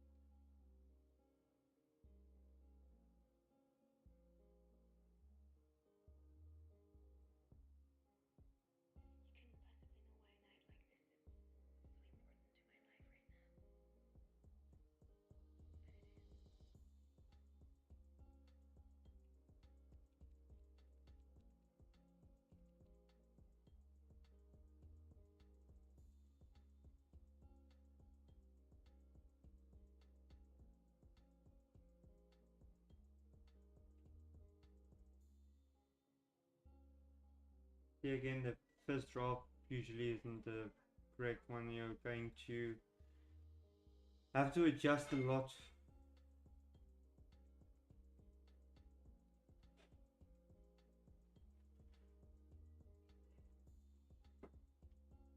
And the reason I just kind of shifted the head a bit was I think that would have fit more of the perspective, even though it doesn't tell me that.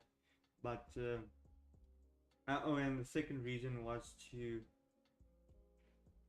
kind of fit in the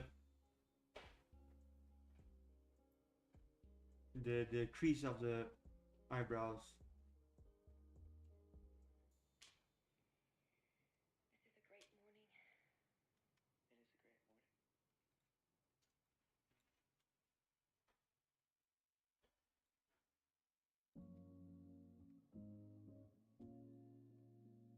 So yeah, if we use perspective, this is kind of what the character would have looked like.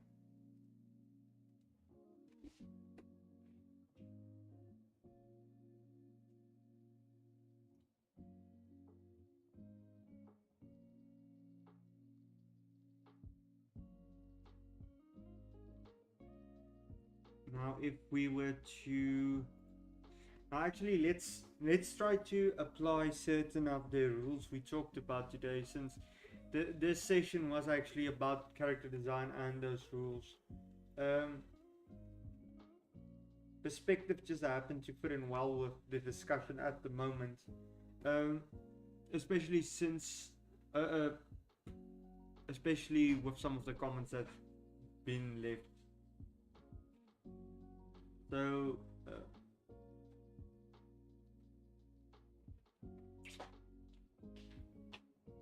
it's probably going to be a little bit difficult drawing this character now without the perspective lines. By heart.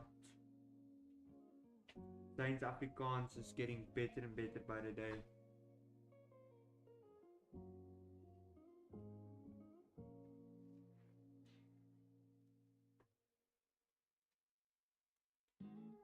So I think if we were to draw this character, personality-wise, if she were to be maybe, let's say she's this kind of very uptight, high-class type of girl, might give her some type of these long earrings, give her some fancy dress, something with a collar maybe. What if she was an updog kind of girl? Expand a bit on that. Updog? You mean a snout? No, updog. I fucking know what that means. My English is failing. Nah, don't worry about it. No. I have means of gaining knowledge.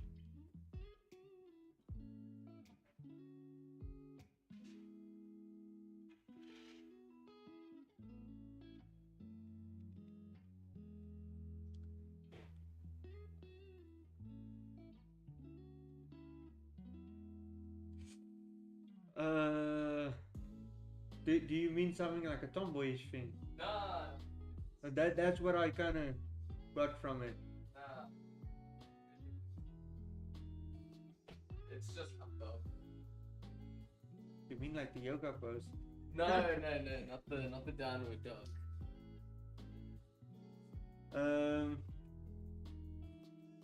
No, the original design was a little bit of a kind of want to say a bad girl, where she had this. Again, this is where the fun part comes, because you can't really do this with realistic characters, but with cartoonish characters you can actually expand on these kind of stuff as much as you want. Where I'm basically just going to give her this huge spiky choker.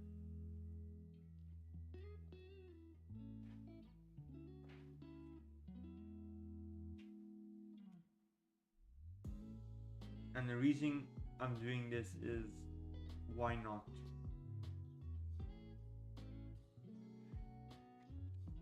No, I'm just joking. We can do that with the original image. she does wear a bit of a, the pants is a bit weird because her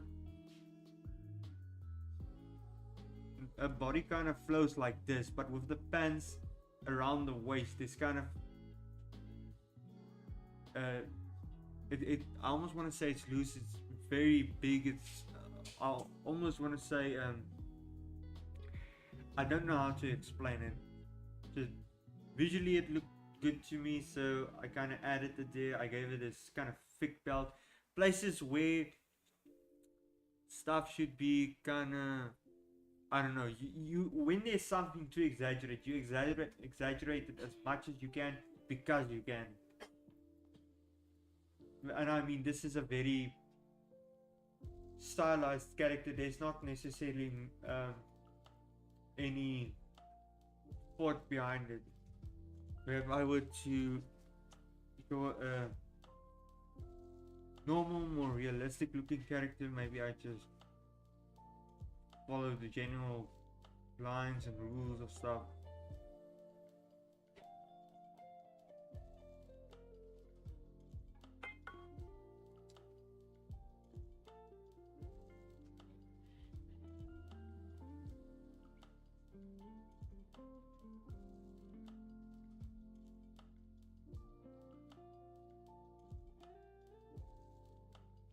Again, this is just off the top of my head at the moment.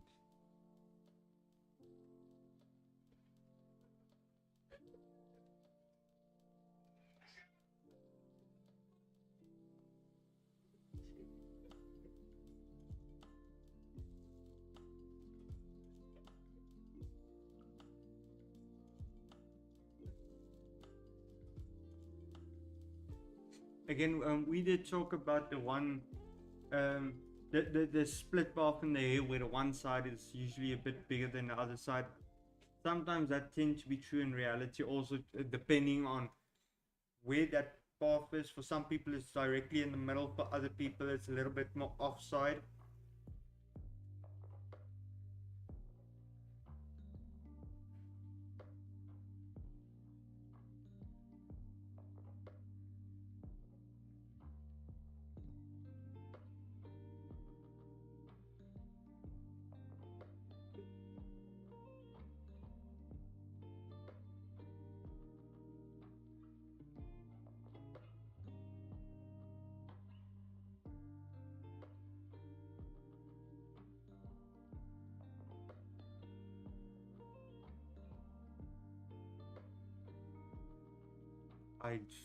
I need to practice drawing a little bit more.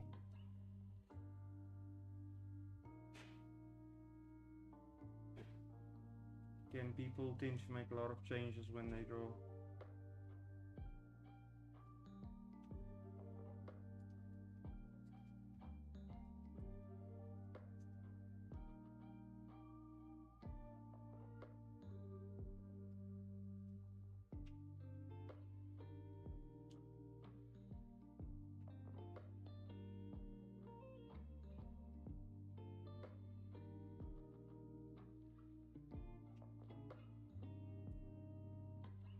Yeah, this is a bit more of a realistic style, I guess.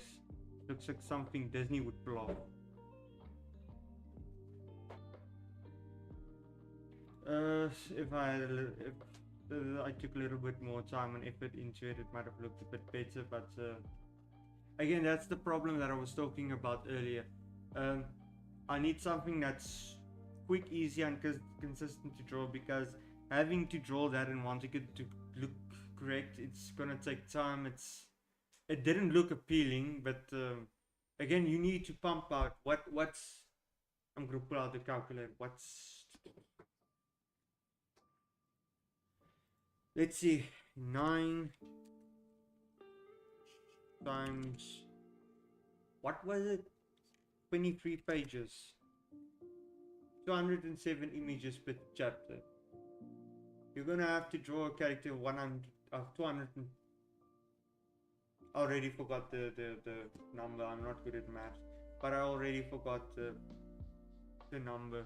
I'm not going to be able to draw something so many times, and then having to worry about consistency and is this looking correct within the style, anything like that.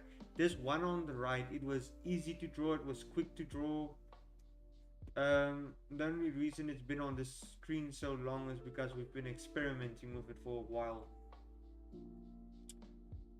And again, it was just basically for me to show, okay, this is the design I made for the character. The reasons I did do this design is because it was fun, it was easy, and it was appealing to draw. Well, at least to me it looks appealing. And for me it's fun to draw because I like the circular shape of the eyes. I'd actually try to pull this more back to add to the circular shape, because we did kind of change the shape. Oh damn, the shape of the face. Why are you not looking with me? We did change the shape of the face with the perspective, so that does tend to warp things a bit.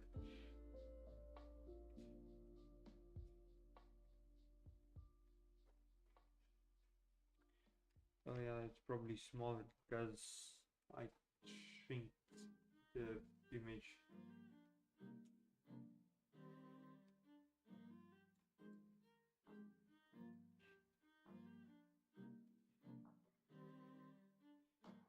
So yeah, that's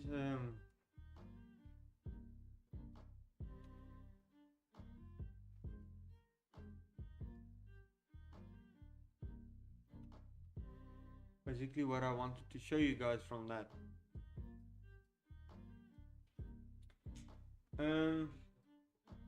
Again, last week we did talk about why people tend to draw stylized characters in their work so much, besides the three main rules I just named. Like the noses and the stuff, when it comes to stylized stuff, again, it's based on reality, and it's just them trying to figure out shortcuts. Where last week I did use this specific anime nose that I tend to hate as an example. There's actually two of them. The one of them is kind of, they look like this, and the other one is just this tip, and that's filled in with a color, and this is basically pure black. The reason this is used, well, sometimes they do add a nostril this side.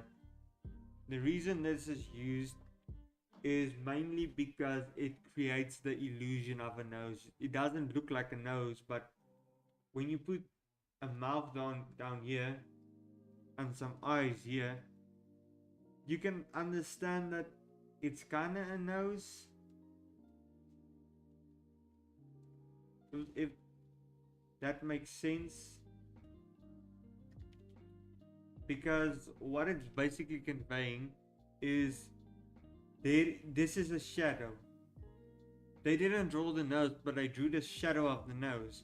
And because there's this random shadow, your brain automatically assumes, okay, because there's a shadow, there has to be a nose, because there's something that's casting that shadow. Well, with this thing, this half moon thing, there's also a bit of a brain plane here. So what's basically happening now is, what they did draw was the tip of the nose. They didn't draw the rest of the nose. It's just the tip. And again, it's basically just somewhat of an illusion and a bit of a trick of the mind, where this nose, because of its placement and its shape, your brain understands what it is. You don't necessarily understand that. You understand it's a nose, but you don't understand why that shape makes you realize it's a nose. You just know it's a nose, and it's mostly based on its placement and sort of the shape, because we tend to understand that yes, that's the shape of the nose, or that is a nose. We don't necessarily know it's the tip of the nose, but again, because of the shape, we our brain kind of understand, oh, that needs to be a nose, because at somewhere on the nose there's a point that goes like that. And again, it's also kind of like a breakdown of what we talked about earlier, where you get the normal looking nose and you get this bit, and basically what they did here is they completely erased. Let me just redo that. They completely erased this bit and just filled that bit in there. And I did something similar with that, though because I generally hate that style, I did keep that in. And the reason I did fill it in the way I did was because if I just had left it like this, then I would have run into the problem of it doesn't look as appealing as I wanted to. This looks, with that added, it just looks a lot more appealing. Well, I think a good idea with this character specifically might be if I grab the nose and kind of just pulled it a bit forward somewhat.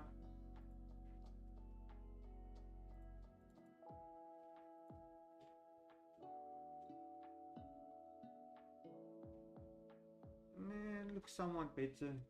I don't know, you be the judge.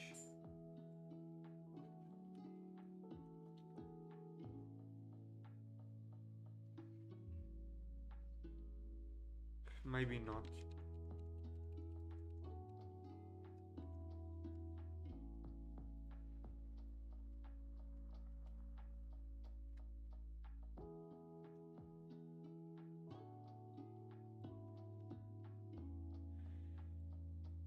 It's something to be figured out in time.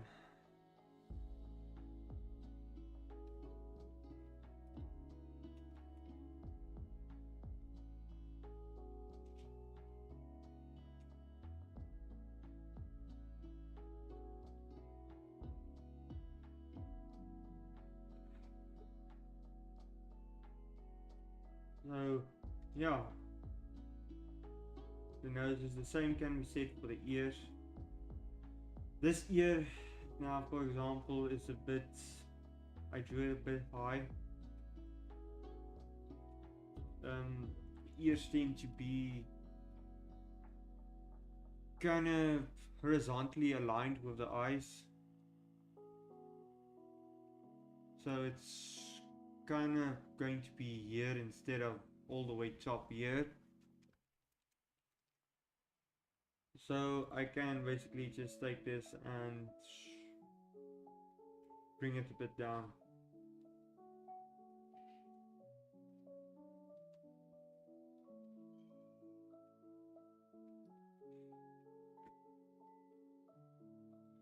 So you know what I'm going to do? I'm gonna break this down and try and apply what we discussed today about the design language and all that.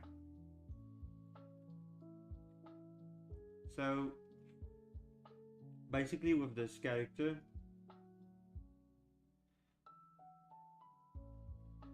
when we look at her design, what we basically understand is she falls more into the roundish shaped characters. So she's maybe a bit more naive or soft. Again, just because that specific personality trait falls under that shape doesn't mean when you use that shape that specific personality trait is going to be in use. Some others might be in use, like a soft personality, or just a friendly kind of, how do you say, appearance, a friendly appearance. So she has a lot of these circular shapes. Excuse me for a moment. You can see that within the ear, the eyes. Even if you want to convince yourself, you can see it within the nose a bit, and especially the jawline. and the shape of the head here at the side takes a roundish shape. So let me just pull up again the list so I can understand or remember what I did talk about. Silhouettes. This is unfortunately one of those cases where when I bring up a silhouette, you won't really notice the character. Something I did want to mention previously. You can see this a lot in anime. Some people might draw a bit of this. Not necessarily that looks bad. It's like a little piece of hair that just like pops up out of the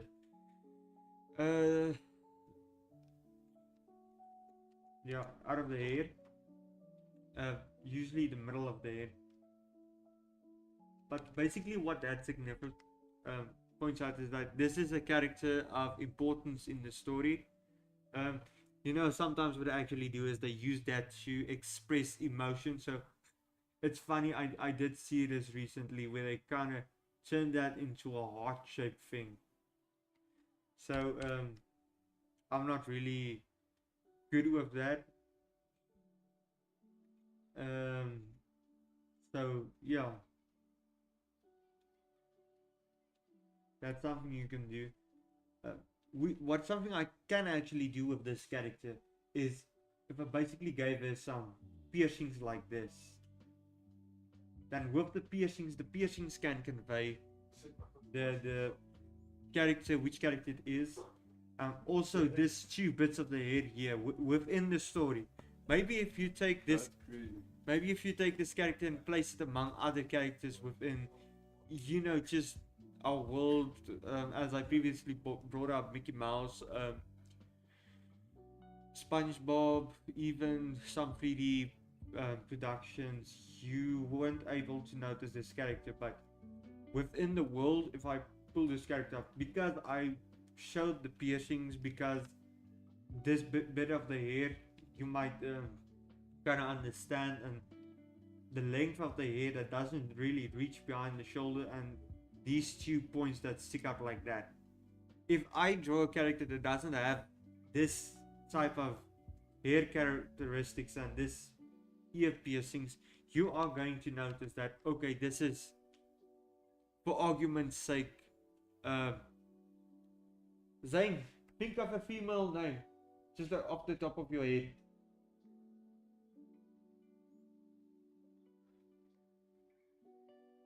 Zane isn't listening to me. We're going to call her Dan. Just Samantha. So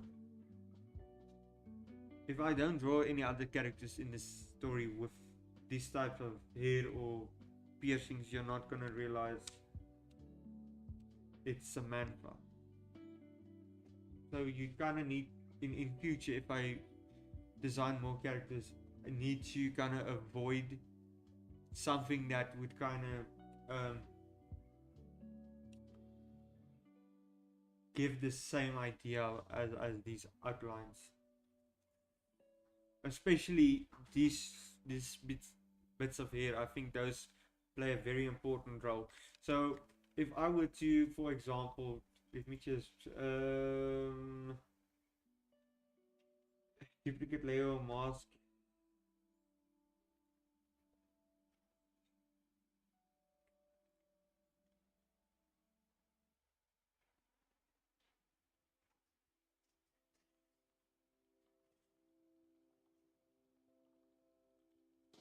That's pretty bad, shouldn't do that.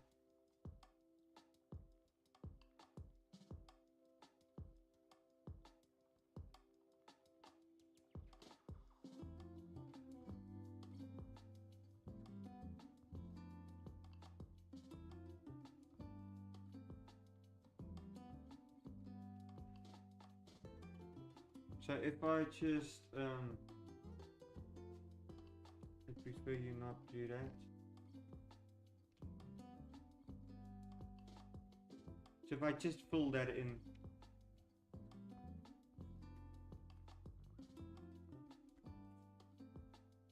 based on the outline, just the silhouette of this, the only way you would realize that this character is the character that is um, because of the piercings and those little bit of strands of hair. Otherwise, you're not going to know who this character is. So that's a bit of a design flaw from my side. If the piercings, for example, let's go back to the environmental and story part of the character. Let's say because she has these piercings, she kind of has a rebellious nature. Because looking at her, you can see this is kind of like still a young woman, maybe late teens, early 20s. She has these piercings. If I slap a tattoo on her forehead, that just screams rebellion. If I really do put in that choker with the spikes, it will convey a rebellious nature. There is certain ways to do that. The hairstyle can even do that. If I probably work on it a bit more and make it clear that it's rebellious nature.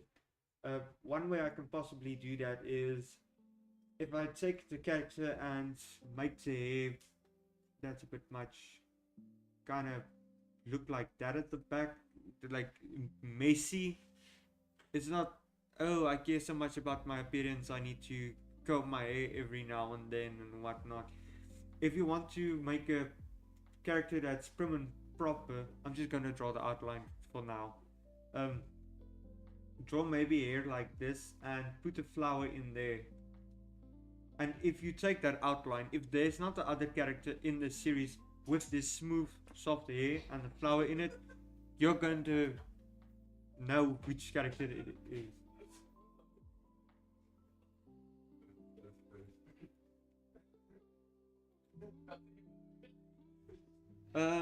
Color wise, what I did with the character when I first designed it is, oh damn, shouldn't probably not pull that up. For the hair, I completely blacked it out, more or less. For the highlights, I did make it a sort of gray. We did talk about when you kind of desaturate the character completely. So, for example, the skin tone were complete white. The hair was complete black. Clothing that would be on the darker side would appear black, and clothing that is somewhere in between, like yellow, for example. They're not completely white, but they're not completely black. I think a better example than yellow would fall more into the lighter colors. A better example would be stuff like green, blue, or orange. So, for example, if I gave the earrings kind of a brass color, they would turn out to be a bit more on the gray side. So if we follow though that 60-30-10 rule we talked about earlier, the hair would probably take up 30%, the skin 60%, and the earrings 10% of the saturation, if I could put it like that. Let me just pull up my list again.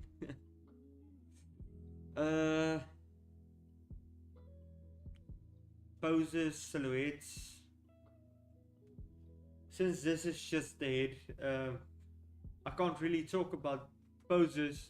We did talk about the silhouette, but I can't really talk about poses since you can only pose a head so much, which is basically, I think, just turn the neck around or make her look up and down. Other thing, I did talk about the reason I designed the character the way I designed it. The other thing we did discuss is what to keep in mind when you design a character. If I were designing this character I actually would think it would be pretty cool to use this design in some game in some way or form. But knowing myself, that game would pull more to a fantasy or a post-apocalyptic side of things. But I think if you are going in that direction, you can maybe add some more detail, but just for it being a comic or a 2D animation, it's fine the way it is. I don't really need to add anything more, because adding anything more would just mean more trouble and more effort for me. While with the current design as it is, I can basically still achieve what I want to achieve. We did talk about the silhouettes, and now I kind of screwed myself over with that one. Something I can do to make up for that is when I design the body, I can give a certain clothing that can make it stand out. Like for example, one of the iterations I did was her standing with a jacket, or let's say she had a jacket on, but the jacket was kind of pulled down behind the back where it hanged over the shoulders a bit like this.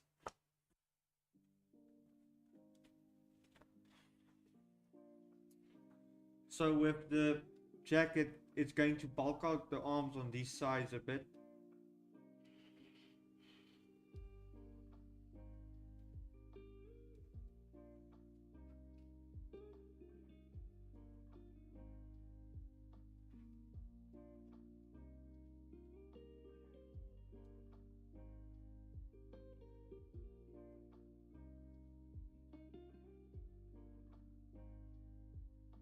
So you'd get something akin to that.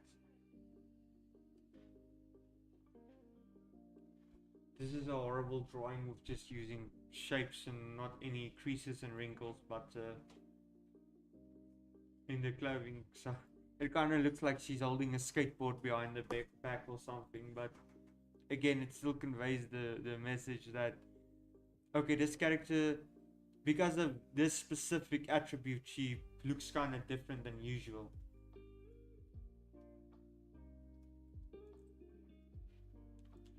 So yeah, let's see what other things I did talk about. Environmental. Again, that's something I can also add or try to add within this character, because there's not something specific tied to this character that says something about the environment she lives in. If I maybe give her some really fancy clothes, that might convey her, it would either convey her personality as someone that's very stuck up or prim and proper, or it could convey she's somewhat in a rich family, something like that. If you can also combine the two concepts, where it's basically this fancy dress, but then with this messy hair, with the fancy dress basically conveying the idea of, okay, she has some status, or she's in a rich family, or there's something going around this character that's the reason she's wearing this specific dress. But then again, her appearance with the hair, or maybe if you give her like really dark eyeliner or something, you kind of get the idea. This person's personality kind of it doesn't reflect the clothes she's wearing. There's kind of a bit of conflict between the design of the facial features and the hair and whatever clothing she's wearing. So where one part of the design may reflect the environment, the other part of the design may reflect the personality, and sometimes those would contrast each other or come into some sort of conflict, and you can use that as a way with or to convey a story without actually telling the story, which is actually a very good sign of character design, because that's the entire point of character design. It's to design a character to look a certain way that they can convey a story without being let the story being told. I think also this, people like to, when they try to design a very edgy character, they would put in a scar or something like that. But again, you have to put it in some sort of way, or design it in some sort of way that okay, there's kind of a story behind it. Take Avatar: The Last Airbender, for example. Zuko, he has this really messed up eye, and you're like, okay, something definitely happened with that eye, but it's not given to you. And if you went through the entire story and the narrative didn't give you any hints or any context of what happened there, it's a bad design, because he has a messed up eye for the sake of having a messed up eye. So that would then be considered a bad design. But because they went into the background and the trauma and stuff of the character behind the eye, it's good character design. So it also really depends on how the design is being used within the narrative.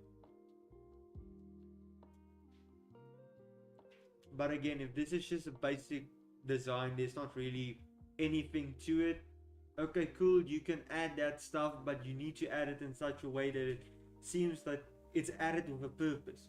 Remember, everything and anything you add should be added with a purpose. Like, sure, you can maybe add a bow staff or a sword or something, but it needs to convey some sort of story, and there needs to be some sort of purpose why you added it there. And that's where a part of the difficulty comes from. Like, I would imagine a dude with a sword like this. Yeah, he has some kind of background. Just the way he looks, the design, it's you can tell that this is a I don't want to blow smoke up people's rear end, but this is a good character design. I think the colors would also work well. When you look at this character, you can see, okay, well, these grayish bluish tones, they will be more of the whitish piece, the lighter side of colors within the desaturated scene, where the brass would fall more into the grayish side, and the piece of cloth that he has hanging from his head and his waist would be the darker side. And there's that good balance between them, where the more grayish bluish side is the majority, where we talk about the 60%, and the brasses would fall into the 30% and the red the 10%.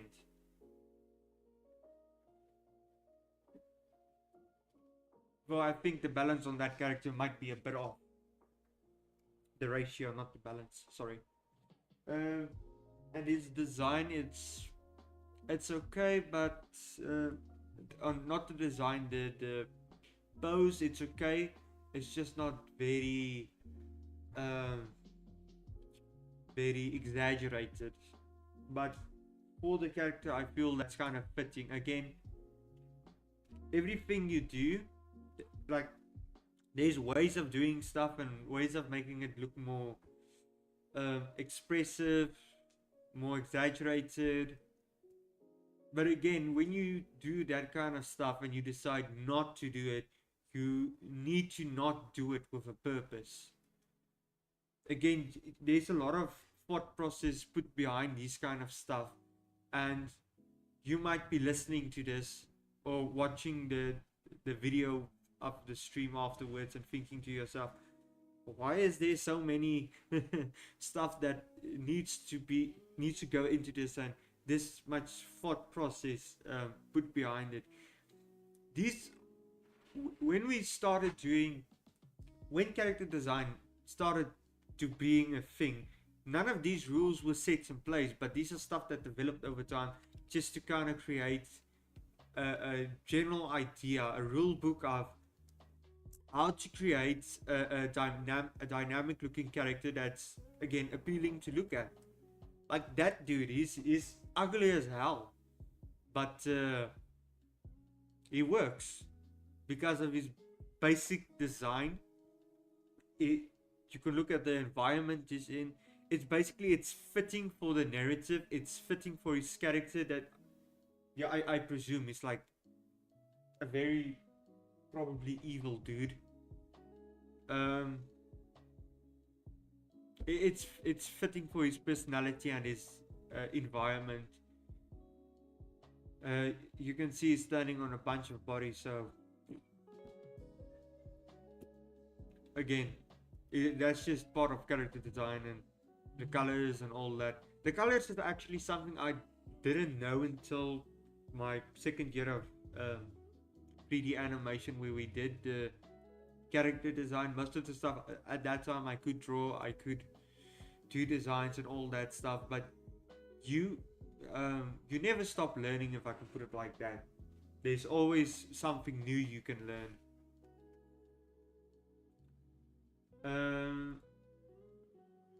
Man, just gonna erase this bit.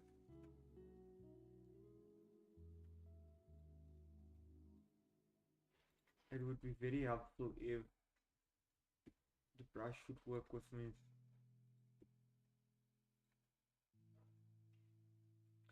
Again, in because something is stylized, you don't really necessarily have to follow all the rules, just those that you would think is necessary. Again, I would put the shading on the chin, the nose. I did do the shading a while back, but because we scaled the head, it kind of messed up things a bit. But luckily, again, this isn't,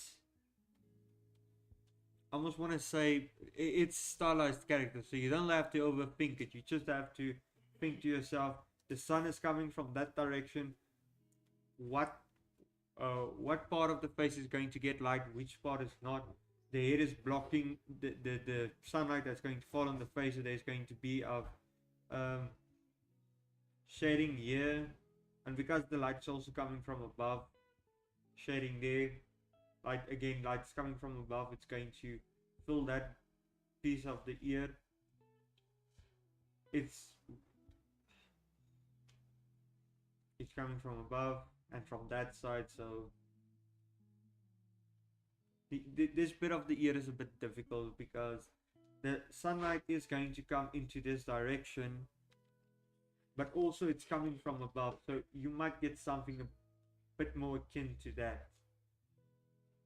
And of course the bottom of the ear, of course, is going to get some shading.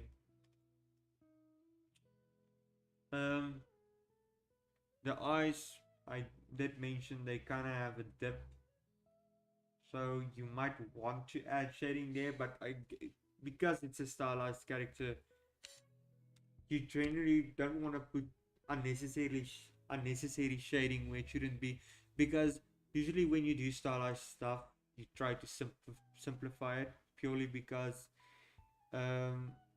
again, it's less expensive, and it takes less time to animate and consistently draw, so you leave out parts that's not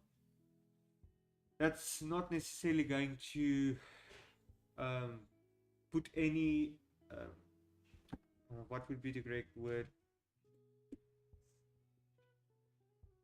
it's not going to make any extra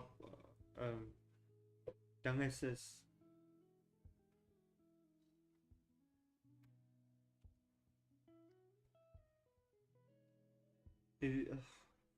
Why did I forget the word damn? Don't put any extra stuff there that's not going to add to the drawing. Like, you can get away with this. You're not going to. If you add this, then it's not going to add anything to it. It's just It is going to be a bit more realistic shading wise, but you can get away without it. I think this side of the hair would completely be shaded just because the face is throwing a shadow over that piece of hair. And this one would be shaded because the rest of the hair is kind of blocking the light from hitting that spot. It would kind of be the same with this piece behind it. And because this is also side of the hair that's not going to get any shading, is that under the chin, because the jawline is throwing a shadow over it. You can maybe go down the neck a little bit. And since this hair is staying behind the neck, it's not thrown over the shoulder, it's not going to cast any shadow on the neck. So the neck is going to stay clear there. This side is also going to be completely under shading because it's behind the face and underneath all the other hair. Reason I left this bit blank, it's just because that's the, you know, eyes generally have a shine or a sparkle in them. That's why I usually leave those spaces open. But again, if you want to draw a character that's spiritually and emotionally dead, go ahead and erase that. Fill in the eyes just plain black. So yeah, I think that's the basics covered for character design. In the future, if there is anything you would like me to discuss any further, you can throw it in the comment section or in the chat. Like again, I said, you can also go watch this on our YouTube channel, E.I.E Crew. I usually go look at the comment section there. But Zayn and the rest of the team also look at the stuff here. So you can go there and leave a comment section or wherever. We'll take a look at it, and I'll discuss everything in further detail. Again, if there's any questions, I'll address that also. If you have any suggestions, I will also try to get to that somewhere in the future. These streams are usually planned ahead. What I talked about today, I did plan what I was to talk about. I just finished a bit shorter than I was expecting to, and that's why we ended up an entire hour just talking nonsense about this and just general character design and why X, Y, and Z. But again, we will eventually get to any suggestions or address any questions that you guys might have. But for now, I think this is going to be the end of the stream. I'm ending it a few minutes earlier because I literally have nothing to add to today's stream and this specific tutorial of character design. Maybe next week we can go a little bit. I haven't decided on anything, but we can maybe go a little bit into environmental design or character design. I really don't know that much about either of those two, but I'll make sure to do some research during the week, and I'll show you some examples and draw some of my own just to give a idea. We will probably go more into perspective. We did touch on it a little bit today, and some other topics that would be of necessary use within those specific topics. So we will touch on them a bit later. But for now, I will bid you farewell, and I hope you guys have an amazing weekend and rest well, so that Monday you can join me on the next stream. I will adjust the schedule a bit more so that the timing would be more accessible to most of you.